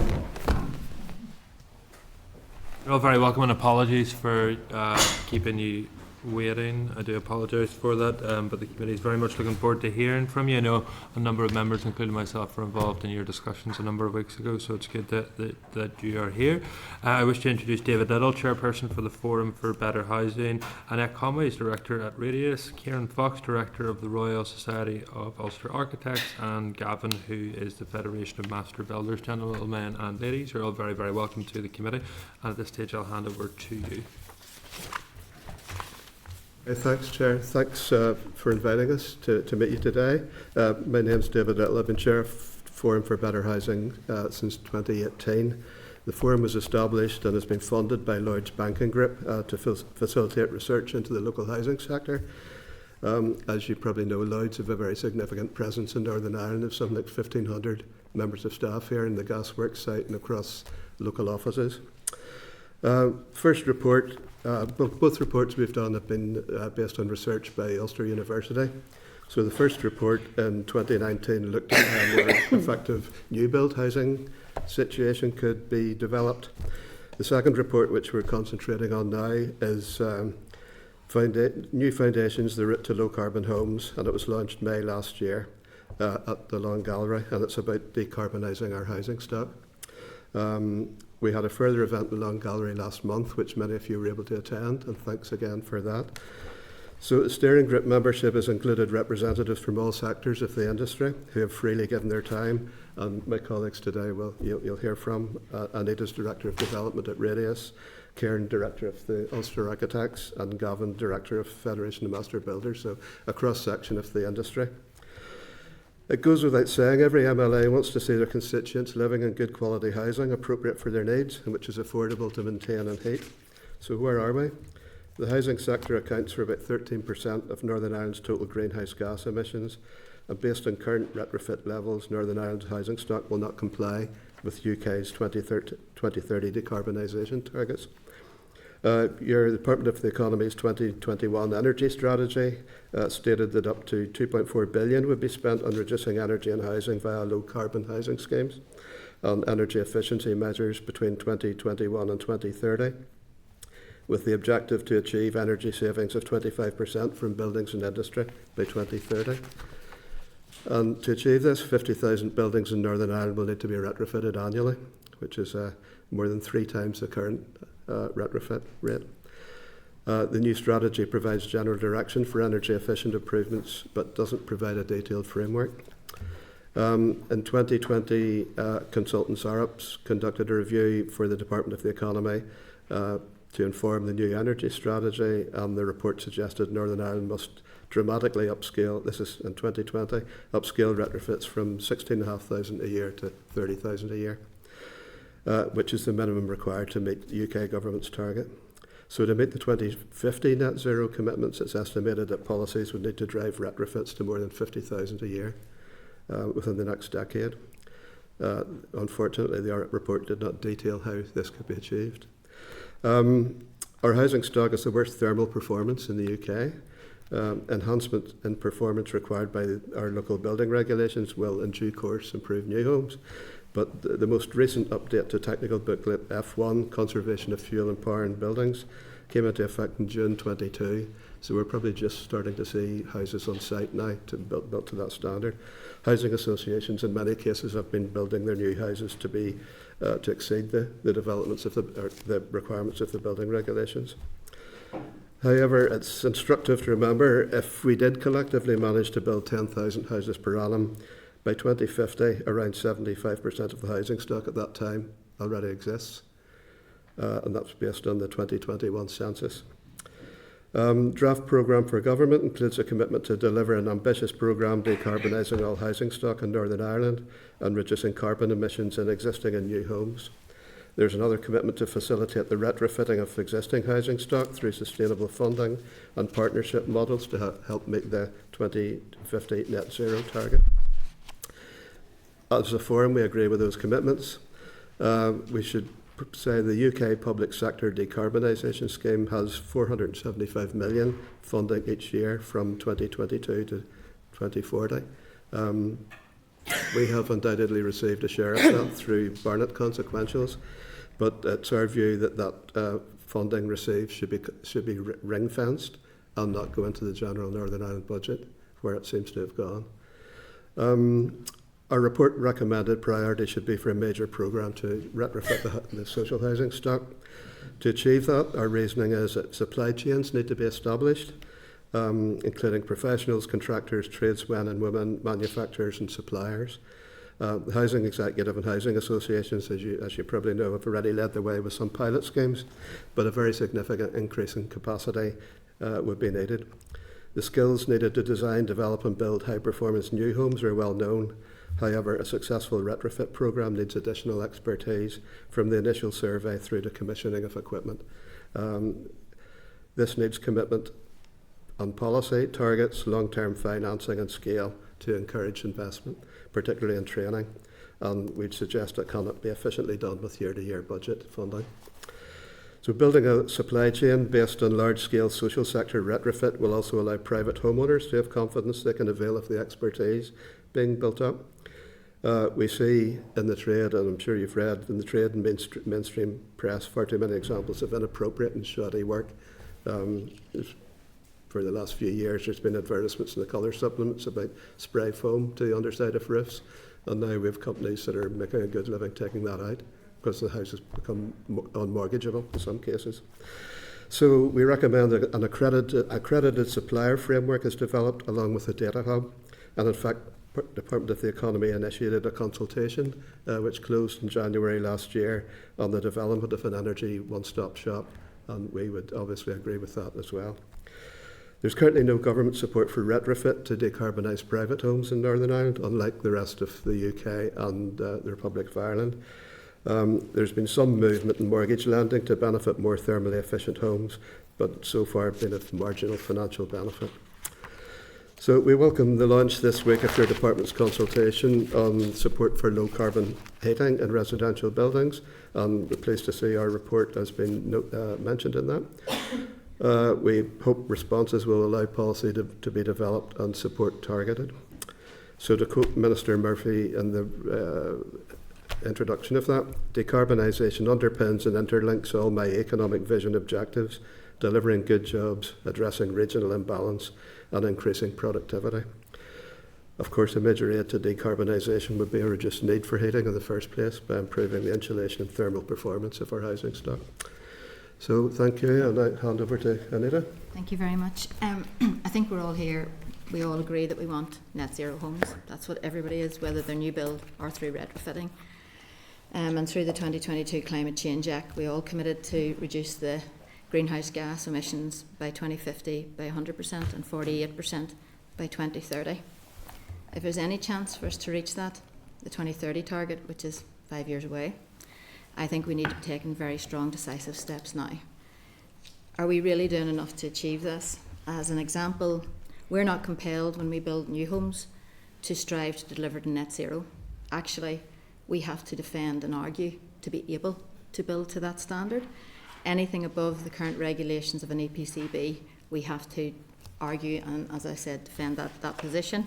So this is impeding all of our ambitions to promote fabric first. Defended to who, sorry? Sorry? Are you talking about the planners you're having to defend this, or who are you defending to? Well, if we're looking from our funding, from our side of things, we have to argue because that's going above what we would normally do. Ag? Yeah. Okay. There were multipliers in it, and last year they were taken out, so now it's an innovation grant, which we are still very appreciative of, but I think we should be expected to build to that as opposed to aspiring to it. And similarly, when we in the social sector, whether it be the housing executive or any of our sector in the housing associations, when we retrofit a property, it really depends on the viability and where that property is. In the housing association sector, because we're relatively new, 77% of ours is EPC C or above, but we still have a lot of properties then that are below that we need to improve. And if we spend a lot of money because there isn't any there, then that can have a knock-on adverse effect potentially on rent, because we have to be able to manage that and make the books balance. And as David had said there, we're the only region in the UK that doesn't have a designated decarbonisation fund. In the UK it was up to 50% for retrofitting. And for any policy to be successful in my mind, unfortunately, it needs funding. And these to make the changes affordable and attractive. So it is essential that across the board that there's funding for all of the retrofitting. If we prioritise social homes as what we're, and my element in achieving the net zero, I think there are fundamental benefits for everybody. Some of them David has alluded to. We've more affordable, better homes for people. We build expertise up within our sector. There's guaranteed work streams for the private sector who will invest and innovate. One of the major issues at the minute is if there's no guaranteed work stream, there's nobody taking that leap of faith, so that's in training or innovation. And then similarly, the skills of those new technologies will be developed, not just in installation, but the long-term maintenance. And all of this helps us all achieve what we're looking to achieve in the net zero targets. And we believe, or I believe, that in the social sector, if we can take the lead, we can be the catalyst to drive change. We want to do this, provide guaranteed work for the private sector and partner with them to redefine and improve technology, becoming a much more circular economy. Through NIFA, which is our federation, we've put an initial business case forward, I think it's to the Department of Finance, for funding for retrofit for up to 4,000 social homes. We've got through the first stage for anything EPCD, and that's all 20 associations coming together. So we're hopeful that maybe that would be something that we could get. Under FTC? Yeah, under the FTC, yes. And then we want to support innovation. I suppose one of the questions that I would like to ask is, we've got our unique status in Europe. Are we looking, because they have some very big sustainability funds, are we maximising the potential that would be there? And we've some connections through European federations that we're involved in that we could investigate that more further if it was useful. Final thing for me is funding is essential, but education and knowledge is also critical. New technologies will result in us using our homes differently. We're already doing that, and we need to ensure we're promoting this and helping occupants understand it and manage their homes efficiently. I think that massive buy-in, because after all, the cheapest energy is the energy we don't use. If I pass it on to Kieran, thank you very much. Thank you. Whilst on the face of it, retrofit is about climate change, perhaps, and maybe even more important, is really the benefit to health. A warm home is a healthy home. I think it's really important that we don't lose sight of that. It's also about addressing poverty. It can be a very effective tool in addressing poverty, and of course it has a big impact on jobs and the economy.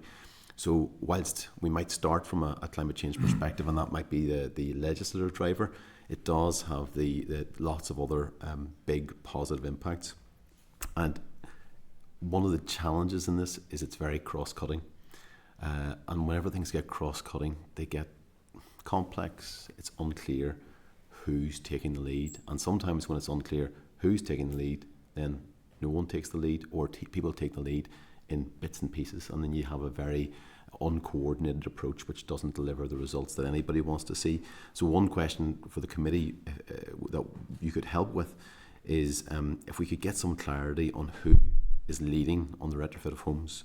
Is it going to be the Department for Economy, or is it going to be the Department for Communities? Because whilst lots of departments will have a role here, we need to have a strong lead to coordinate on that. The next thing I want to mention was about scale and pace, and David mentioned those numbers from the the reports commissioned at the start of the decade. And at that time, there was great hope and enthusiasm about what would happen by 2030. However, what has happened in the intervening number of years is not that much, to be honest. So what was an enormously challenging target of 50,000 properties to be retrofitted per annum is now obviously much higher, because for every year that we fail to meet that target, we're increasing what needs to be done over the next number of years to hit the target. So it might be, and I'm somewhat making this figure up, but it might be 75,000 properties per annum now. So the scale that we're looking at isn't going to be addressed through pilots or a strategy that comes out in 2028 that has an action plan in 2029 and just pushes the can down the road. We need to be thinking about scale and pace, and that means a different approach. It can't be piecemeal.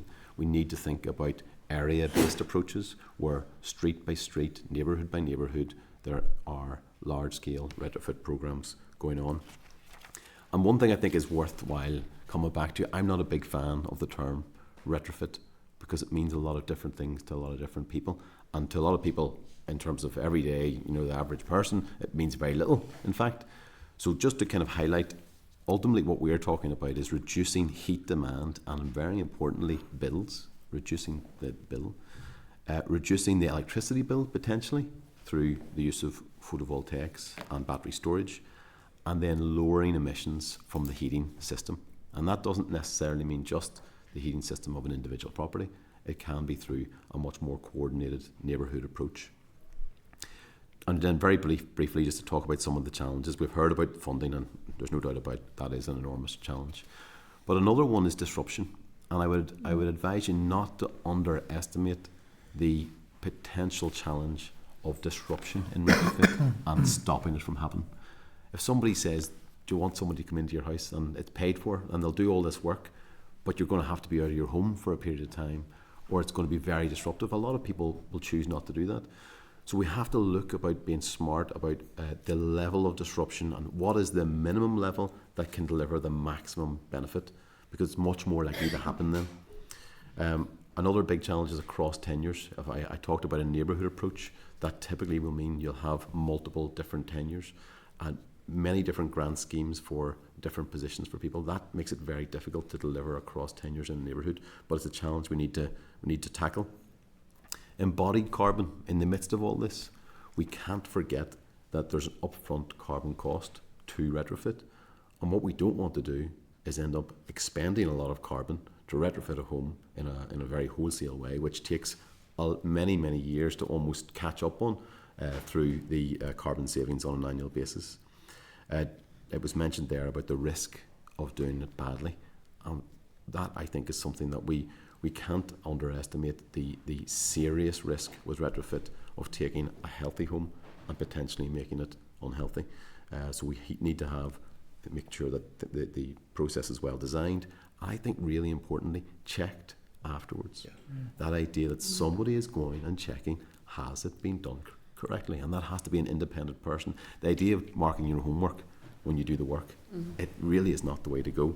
And we should learn one good thing about in Northern Ireland being behind in many circumstances other parts of these islands and the rest of the world. We should be learning from the experience elsewhere where these large-scale retrofit programs have been rolled out. And maybe the final thing to mention is, let's not add to the retrofit challenge by building homes, new homes today, that will need to be retrofitted in 10 years' time. That's, for me, the easy win. We had building regulations updated for new homes in 2022. There was meant to be a change in 2023, but yet here we are in 2024. The change hasn't come through. The consultation's not out. Are we now looking at the tail end of 2025 before that comes in? We need to really keep momentum and pressure up to make sure that we don't find ourselves hitting 2028 and these changes are still being talked about. Gavin. Thanks, Kieran. As representatives of the construction and housing industries, we're very grateful for the opportunity to speak to yourselves as a committee today. And it's encouraging to see that the programme for government will hopefully focus on the importance of our homes. the value in society of being able to have safe, healthy and affordable places to live, we are keen as industries to be supportive partners with yourselves. In preparing for today's discussions with yourselves, I looked up a fair amount of information on skills, opportunities, heat pumps, all of those aspects. And it's right and proper that we discuss those. And then last night, I watched the Spotlight programme that focused on homelessness. And I must admit, for one of the first times in my life, I felt ashamed. I felt ashamed as a member of the construction industry and a citizen of Northern Ireland that we see those images before us. The image of that young couple living in a tent in the waterworks site in the Antrim Road. It stayed with me all night. I found myself moved even this morning reflecting on it. So whilst we're discussing retrofit and the importance of that, all of this sits within a housing strategy and a desire for us to see the problems and the chronic situation that we have addressed. And we feel that this is, if you like, one jigsaw piece of what's happening there. And I appreciate that that strategy doesn't sit within this department. But as part of an executive, we hope that there is a collaborative approach as to how we bring forward solutions to these situations. What are we doing with the over 50,000 disused or unused homes and buildings that we could have? Could we see the strategies developed so that they include that, bringing some of these buildings and communities back to life again? We're very grateful that even in the recent discussions on the housing strategy that some of the members here raised the subject of retrofit as well with the Minister, and we see that as being important. But I don't think for any of you who have been dealing with constituents, the subjects of fuel poverty or retrofit haven't to some degree come up in discussions. So we appreciate that you're working with those issues. But for us, the value is there. The conversations have been had on many, many occasions. Kieran has mentioned the health benefits. We could touch as well on the economic benefits as well for the society that we live in. But the subject is not to dwell on why we haven't delivered it. What we want to be is constructive partners in saying, how do we do this? How do we fund it? Who will deliver this? And we need to place a value on quality and value right across these discussions. So we're calling on the Department of the Economy to do more to promote career opportunities to enhance knowledge. We want to encourage you to upskill our existing workforce to meet our housing decarbonization targets. And we believe that industry will be partners in helping you collaboratively to do that. We hope that our comments today and the rest of our discussion are insights into the construction and housing industries. But they'll help to inform a wider executive. But the individual ask that I've highlighted there is not sitting in isolation. It ties in with the comments that all of my colleagues have made as well. We need to see these as interlocking pieces in terms of how we deliver this programme to help you to achieve your goals of delivering a programme for government which is suitable for our society. I'm very proud of the construction industry in Northern Ireland. I feel it's world leading in terms of where it is. It has a resilience, it has a quality, it's an ability to problem solve, and it has an ability to deliver. But for any large scale retrofit programme, we need you. We need your drive, we need your leadership, we need your commitment to make those programme for government asks a reality. I want to thank you again for your time, and we look forward to the rest of our discussion. Thank you all very much. As I say, I was at your previous session, and really, really important work as a representative of an inner city constituency. The issues of fuel poverty, poor quality housing and lack of available housing is my bread and butter. So it's great to hear the important issues that you raise. Just wanted to focus on a couple of things. Will you be doing a corporate response then to the programme for government? Yes, I believe we will, and also to the consultation on the decarbonization. Low carbon. Yeah. And then obviously the Northern Ireland investment strategy, which a lot of that will be outworkings of commitments made in the programme for government, will be published soon. And you may be surprised at the amount of funding or ambition in terms of retrofitting. So that may be some good news on that front. David. First of all, can I declare an interest? I should have done it at the very start. I'm a director of a construction company. A couple of things. right, and this has come up in Lisburn Castlereagh recently, when the planning rules have changed, your plan permission is only, so you can have outline plan permission, you apply for full and your outline's dead, because it's only, the law states only when it's granted, at that point of granting the permission is that the point of you make the decision. Building control regs isn't the same. So building control regs, we have houses built, I said at your conference, there's a house that's been built in Lisburn, and we have some fabulous builders. We have some brilliant products on the market, and some excellent builders. We also have a few crooks, but in the main, we have a really good sector. Yeah. But we also have houses that are built now, today, and you've referenced it, which are C rated, and they're just going on the market. And the reason is because the building control was passed, or the first stage of building control approval was passed years ago, and that's been allowed to go. In fact, we have a development, I know of a development that 2012 regs is now only been on. How do you stop that? I mean, we did a bit of research at the time. Whenever the 2022 regs came in, we asked every building control department in Northern Ireland, all 11 councils, to provide us with data showing the any increase in applications before the change came in, because the change was notified in April and it was going to come in from the start of July. That June, there was £1 billion worth of housing applications came in, compared to, let's say, it was normally in the a million. It almost went up 100-fold as people sought to get in, and that meant that what you have is a big delay before those changes impact. They're very important that we make the changes anyway, but it does mean that all of those applications were being held to the 2012 standard at that time, and of course there's a big rush because people are thinking it might cost us more to build to those higher standards.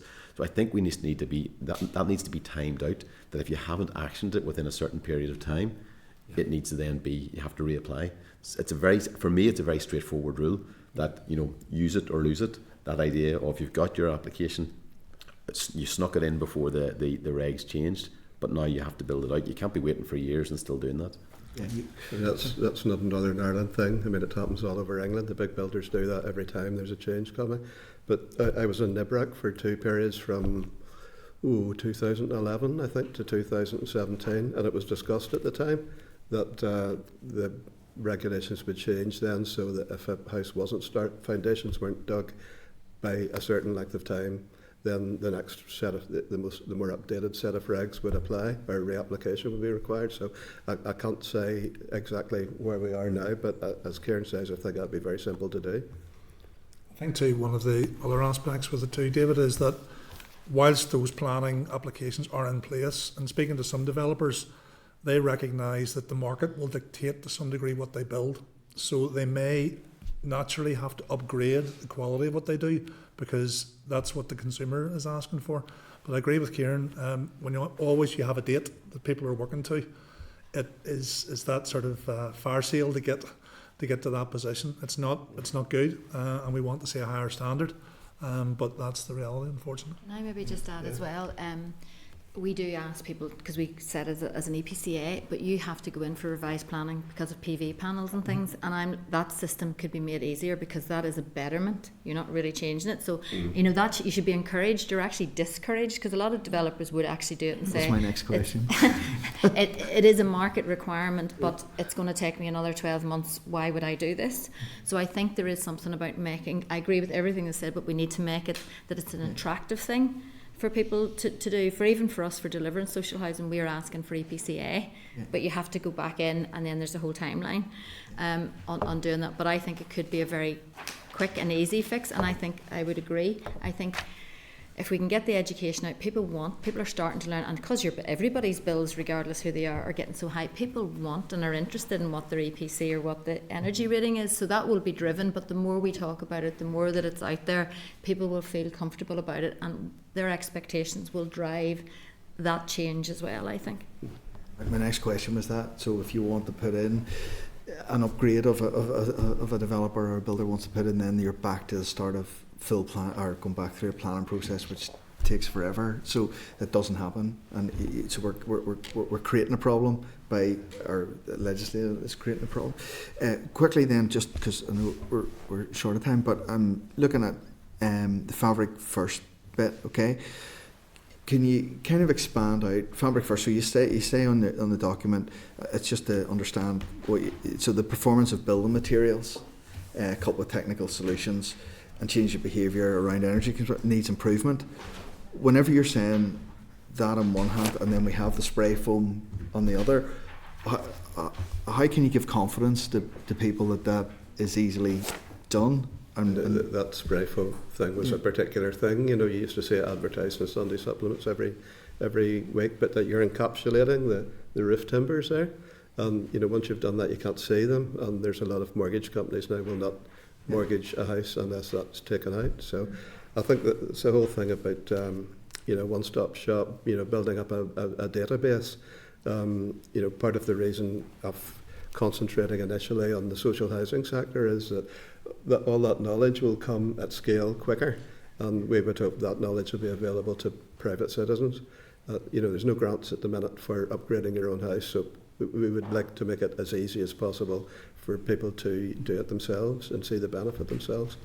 I think too, also David, just to illustrate it in a way, if you leave this building today, it's cold, you go into the car, you put the heating on the car, first thing you do, you roll the window down in the car, the heat's gone. Ultimately, it's because the car isn't holding that heat. So whenever we sort of think about improving heating systems, certainly they have an effect in terms of maybe decarbonising, changing our fuel demands. But if the building doesn't really work, whatever heating system you're going to put in is going to have problems to meet the standard. So as David says, we do feel that there's should be an emphasis on quality and seeing how that it's not a case that we want this opened up to everybody just to sort of suddenly deliver foam insulation or whatever it is. It needs a process where that is the case. But if you look at the fabric of the house, there's a lot that can be done there, probably for better value, to actually get the house ready for a heating system, which may be more expensive, but get the house right first. We're talking about confidence. So Yep. that spray foam wasn't just in supplements. That spray foam was approved by building control, was approved by all the regulations, and was approved by everything.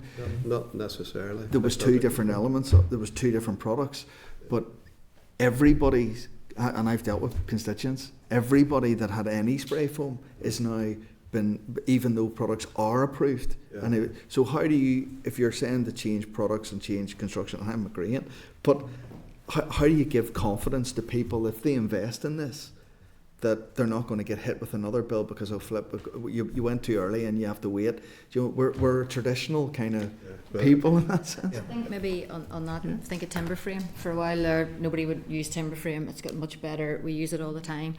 I think what we're saying is social housing can take the lead on this. There's a lot of different pilots for different types of houses, and some things will work better than others. It's about refining that you can get the best so that knowledge is shared. It's like, as I think as you said, you come out at the very beginning. I mean, we put in air source heat pumps and underfloor, we've taken it out. Mm-hmm. Some people can't work it, the cost, because it wasn't being worked properly.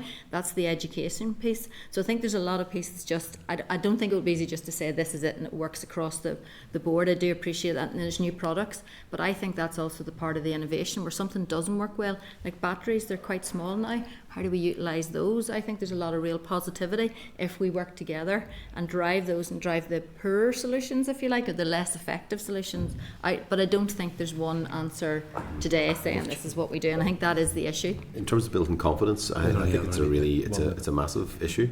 It's very hard to regulate that for somebody who's just using their own money and they're going out and making their own choices. But as soon as you get grant involved, grant gives government a lot of control, because you can then say, if you want grant, you must meet certain conditions, and that can include sign-off, and that brings a quality control element into it. And I think that's the bit that we're missing. And it's not that there's no grants available, just a lot of them are linked to income levels and things like that. So there are some grants there at the moment, but that's kind of, I think there's an opportunity as well to bring in warranties, where if somebody does get work done, that if it doesn't go right, that there's a backstop there and it can get sorted out. Mm-hmm. They're the sorts of things I think that do bring the assurance that people need. Well, I think one of the points I would emphasise is that building a new home to a high standard is relatively simple. Everybody knows how to, well, most people know how to do it. But retrofit, I think, unless you have a really good survey of the property at the start, you're going to go wrong. So I think there's an upskilling needed for the surveying profession there, and I think that's like doing ground investigations before you build a new housing development. Any money spent at that point is well worthwhile in the long run. So, No bother, thank you. Okay, thanks, David. Philip's just had to nip out just for a moment. I think the next person down was Diana. Thank you, Gary, as chair. Yes, I'm very pleased to hear that you're looking at the model that then will be quality assured at the end of a retrofit process, because there's nothing worse than, and it's not good for your reputation either for anyone retrofitting. And I'm just wondering, with regard to skills, the skills people, have you engaged with the skills board about the level of skills needed as it's all joined up, because you need multi sort of faceted trades within a retrofit, and that is it something you'd look at accrediting that system of retrofit, that it's acknowledged to a certain standard? And do you have sufficient people within the system right now to meet the targets of your 30,000 or even up to 50,000 going forward? Well, I think the answer is we don't. I mean, if I could just mention, one of the members of our steering group for a long time has been Barry Nielsen, who's the chief executive of CITV. And Barry made the point once that whenever gas was coming into Northern Ireland, there was a date for that. So the industry knew when it was, so they were able to get people trained up before, and as soon as gas arrived, then the installers and the technicians were there to cope with that. And I think it's the same here. If there's a commitment to a retrofit programme of a certain scale, then Gavin, you probably take over, but I think the industry will scale up. I appreciate the observation, Diane, too, because ultimately, if we think about those programmes, if it's 30,000 or if it's 50,000 homes, with 65,000 people working in the construction industry in Northern Ireland at the moment, we don't have the capacity to deliver that at the moment, and that is the case. But we would see that obviously would develop over a number of years to actually get to that stage. And as David has mentioned, one of the challenges with retrofit and this whole programme is that we have had the handbrake on for many, many years here in Northern Ireland with it. And it's been called a bit of a journey, in a sense, to retrofit.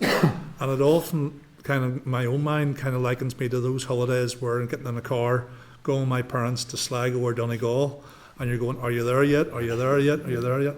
And you're never there, and your parents, it's just not far. But it's not until you see the coastline that you kind of think, actually, we're getting close. So the industry works a little bit like that. Builders are pretty straightforward in that they build what the client asks them to build. If the clients aren't asking them to go into a big scale of retrofit at the moment, they're involved in other work that takes up their time and their money. We would see that if there is a commitment, if there's a clear pipeline of work which comes through, we do have confidence that the industry will scale up to deliver that. Now, will it get to 50,000? No, we appreciate that's not going to happen in the first year, but the finances are not going to be there to do that anyway. But we do believe that over a period of time, it also then becomes more attractive to bring individuals into the industry, because they see that here's what the next 5 years or 10 years looks like. The career opportunities are fantastic, and then that ties in with the skills that are needed, the opportunities for retrofit coordinators, other industries which tie up, and then to upskill our industry. We think we can do it. I have every confidence that the construction industry in Northern Ireland can, but we just need to make sure that the pipeline works there. I would just add, Chair, that we have a lot of construction workers who aren't from Northern Ireland, who aren't working in Northern Ireland. Yeah. And I think if you asked anybody, would you like to work closer to home? Yeah. People would say, absolutely. Do you want to be getting on a plane and flying across to England every week? That's not really what most people want. But of course, if that's where the profitable work is, and that's where you can get a decent wage, that's what people will do. Yeah. And I think in terms of retrofit, if we want to make sure that if there's a great big programme coming, it has to be attractive, profitable work, and then people will be delighted to stay at home. That's the thing, So sometimes there's a sense of, if this work comes, there won't be the ability to deliver it. But people respond to where opportunities are. Mm-hmm. And I think we just need to keep that in mind, that we are currently exporting a lot of our construction activity. and there's an opportunity to bring some of that home. Is there, Chair, if I may, is there the capacity within further education for that training? It all becomes part of the supply chain. You know, if there's a commitment from government and people say there's a career there, then parents will say to their children, how about that, think about that. A trades career now, I think, is a lot more attractive than it's been in the past. I think people are realising that construction is not particularly heavy work anymore. And, you know, we're seeing a lot, I spent a lot of time in England when I was working, and you'd see a lot more women in building sites. And you'd see young people who wanted to be in the trades environment. So I think it's a bit of certainty about the workload. And if the workload's there over a period of time, then I think you'll get people who want to get trained up for it. You'll see people persuading youngsters, here's a thing you should look at. And as Gavin said, we'll get the contractors here working again. I mean, I just noted a couple, you know, so last month we had the handover of Grand Central Station by Farran's. That same weekend, Farran's handed over 2 bigger infrastructure schemes in England and Scotland. So, you know, we've got the capacity. It's a little bit chicken and egg. In that, if you look in the Republic, they set out as a government and said, we are going to spend this amount of money per year for the next 5 years. There are going to be these are the grants available. This is the number of heat pumps we expect to fit over this period of time, and the money's there to back that up. Now that then gives the training providers the sense we need to get up our capacity. It gives the people who might undertake that work the opportunity to retrain with the confidence that retraining, which costs, it may not, even if they offer the training for free, it costs time. That's time not earning. So you have to really believe that it's going to deliver a good outcome for you down the line. So that's why we need to have that real sense from government here in Northern Ireland that there's a commitment, and it's great to hear that the investment strategy may have some good news in that regard. Thank you very much. Thank you, Chair. Thank you, and thank you very much. I know we're probably running on in time, but I'll just run through my observations. The retrofit issue is a huge one for any local politician that's ever dealt with one of those schemes within their area. There's good experiences and bad experiences, particularly around sign-off. Like I think you know, this is a point that I've been bewildered about for years. Like recently there was a number of schemes, retrofit schemes in my own constituency, and how on earth anybody felt that they were up to standard. It was a Scottish company, it wasn't a local company, but how on earth anybody felt that was up to standard. And it took a walk around with elected representatives to point out where a very pipe was at a 20 or 30 degree angle rather than straight. It was quite ridiculous, to be honest with you. But it's also about managing expectation of residents. So you did talk about in your report how it can be less intrusive. I suppose probably I'm still trying to get in my head, how can it be less intrusive? Because in some instances it's bit by bits less intrusive, but then again, if you want value for money and a job done right, perhaps being more intrusive over a shorter period of time best suits. Is there any particular practice that best meets consumer needs? I mean, we have a number of older properties, and that's very challenging because they've very, narrow walls between. Yeah. But where we were going in, maybe lifting a floor to put a proper new DPC in and some insulation, maybe we're injecting that in so people don't have to move. They get some improvement, not everything that we would like. And I think then it's that about trying to move them in. We've also looked at maybe day decant, where you move out of your house during the day, but you can come back in to looking at it. Some of it is about getting it better than it was, maybe not where we would like it to be, and it's maybe not the most cost effective, but it gives a product or a home that people is a lot better than what they have. Yeah. So I think a lot of it is about working with the person, and because a lot of it is about fear and will they get back to their house and all of those different things that you will know.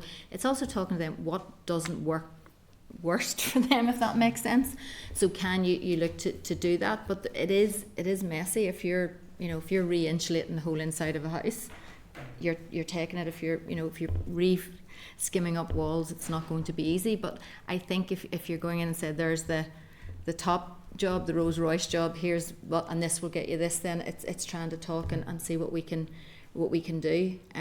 It's also maybe about looking at that, taking smaller chunks of it and trying to put a lot of people in at the same time and really getting it coordinated. So instead of being out for 6 months, you're out for 3 months. That might be more palatable for people. That's about coordination and working really strongly with the builder to try and get that. Yeah, and who do we envisage from a sign-off point of view? I know you did mention that. It's suppose in the cases that I reference, it was people marking their own homework, which sadly then had to be called into question. It's never a nice conversation to have. And to some degree, to that stage. Yeah, I suppose it depends to some degree who is managing the grant as well, because as we know, maybe technical officers might look at that, but do they have the skills?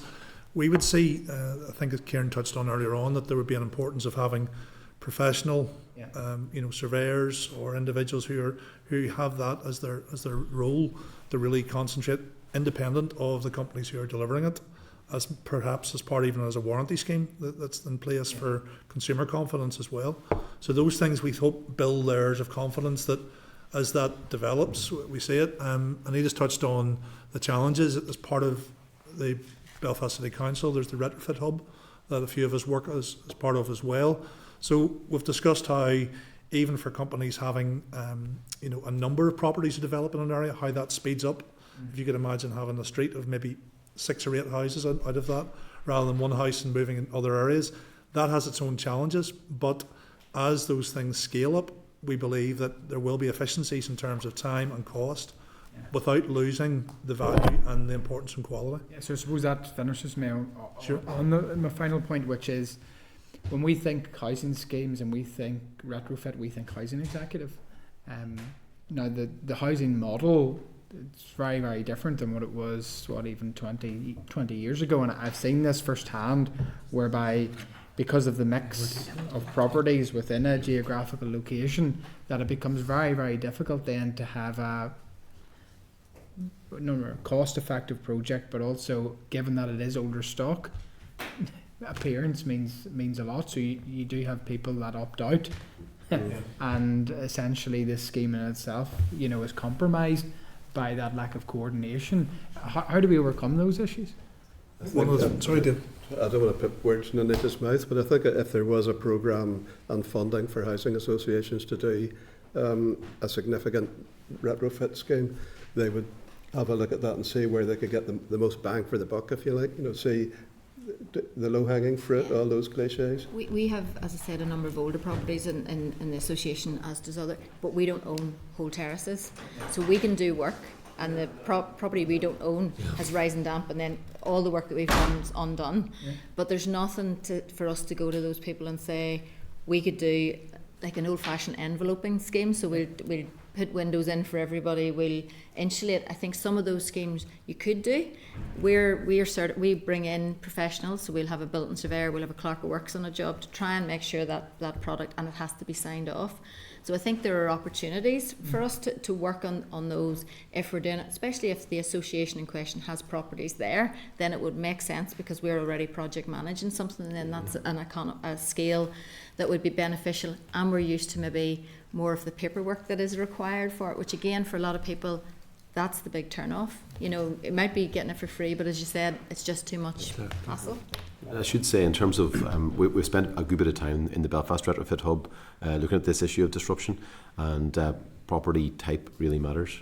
So if you're looking at where there is a cavity, filling the cavity is very low disruption. And in terms of loft insulation, if somebody knocked on your door and said, as part of the package of this free loft insulation, somebody will also turn up, remove everything from your attic, put it in a sort of a holding area, and then return it afterwards. Well, that's the sort of thing that gets over the disruption, and also the rest of the house is untouched. So the opportunity to bring the worst performing stock up a little bit is relatively light in terms of disruption, and there's an opportunity, I think, to do that rather than focus on these grand schemes. There is an opportunity to make those improvements. To be honest, solid wall construction, those Victorian houses, really difficult. And there's much more cost, much more disruption, and we maybe have to focus more there on lowering the carbon intensity of the heat production, and that could be through heat networks or whatever. But we have to also look at the cost of all of this. If it's going to cost 100,000 per house, it's not going to happen. It's not going to happen on any scale, so we have to find a price point where we're going to deliver some improvement, and it's going to benefit people. Good value for money is going to be key. Thank you. Thank you all very, very much for that, and apologies again for keeping you waiting, but that has been very useful, and we look forward to working with you moving forward. Thank you, folks. Thank you. Thank you. Okay, members, I'm going to move to item 9 then, which is correspondence. Members content that we deal with all those as indicated by in the index. Agreed. Okay. Agreed, members. Is that agreed? Hey. Okay. We then move to item 10, forward work plan at page 900. Peter? Briefly, members, then, just to advise next week, it's we've got, we're at 9:30 start, we've Invest NI, and then after that we're doing effective questioning, which I think most members are going to. Additionally, the department has just written to me saying that they would be willing to come at the end of November to talk about the employment bill feedback to that consultation. There's also a submission from the Chamber of Commerce who had something to say on that subject too, so maybe we could have both of those on that day if members are agreeable.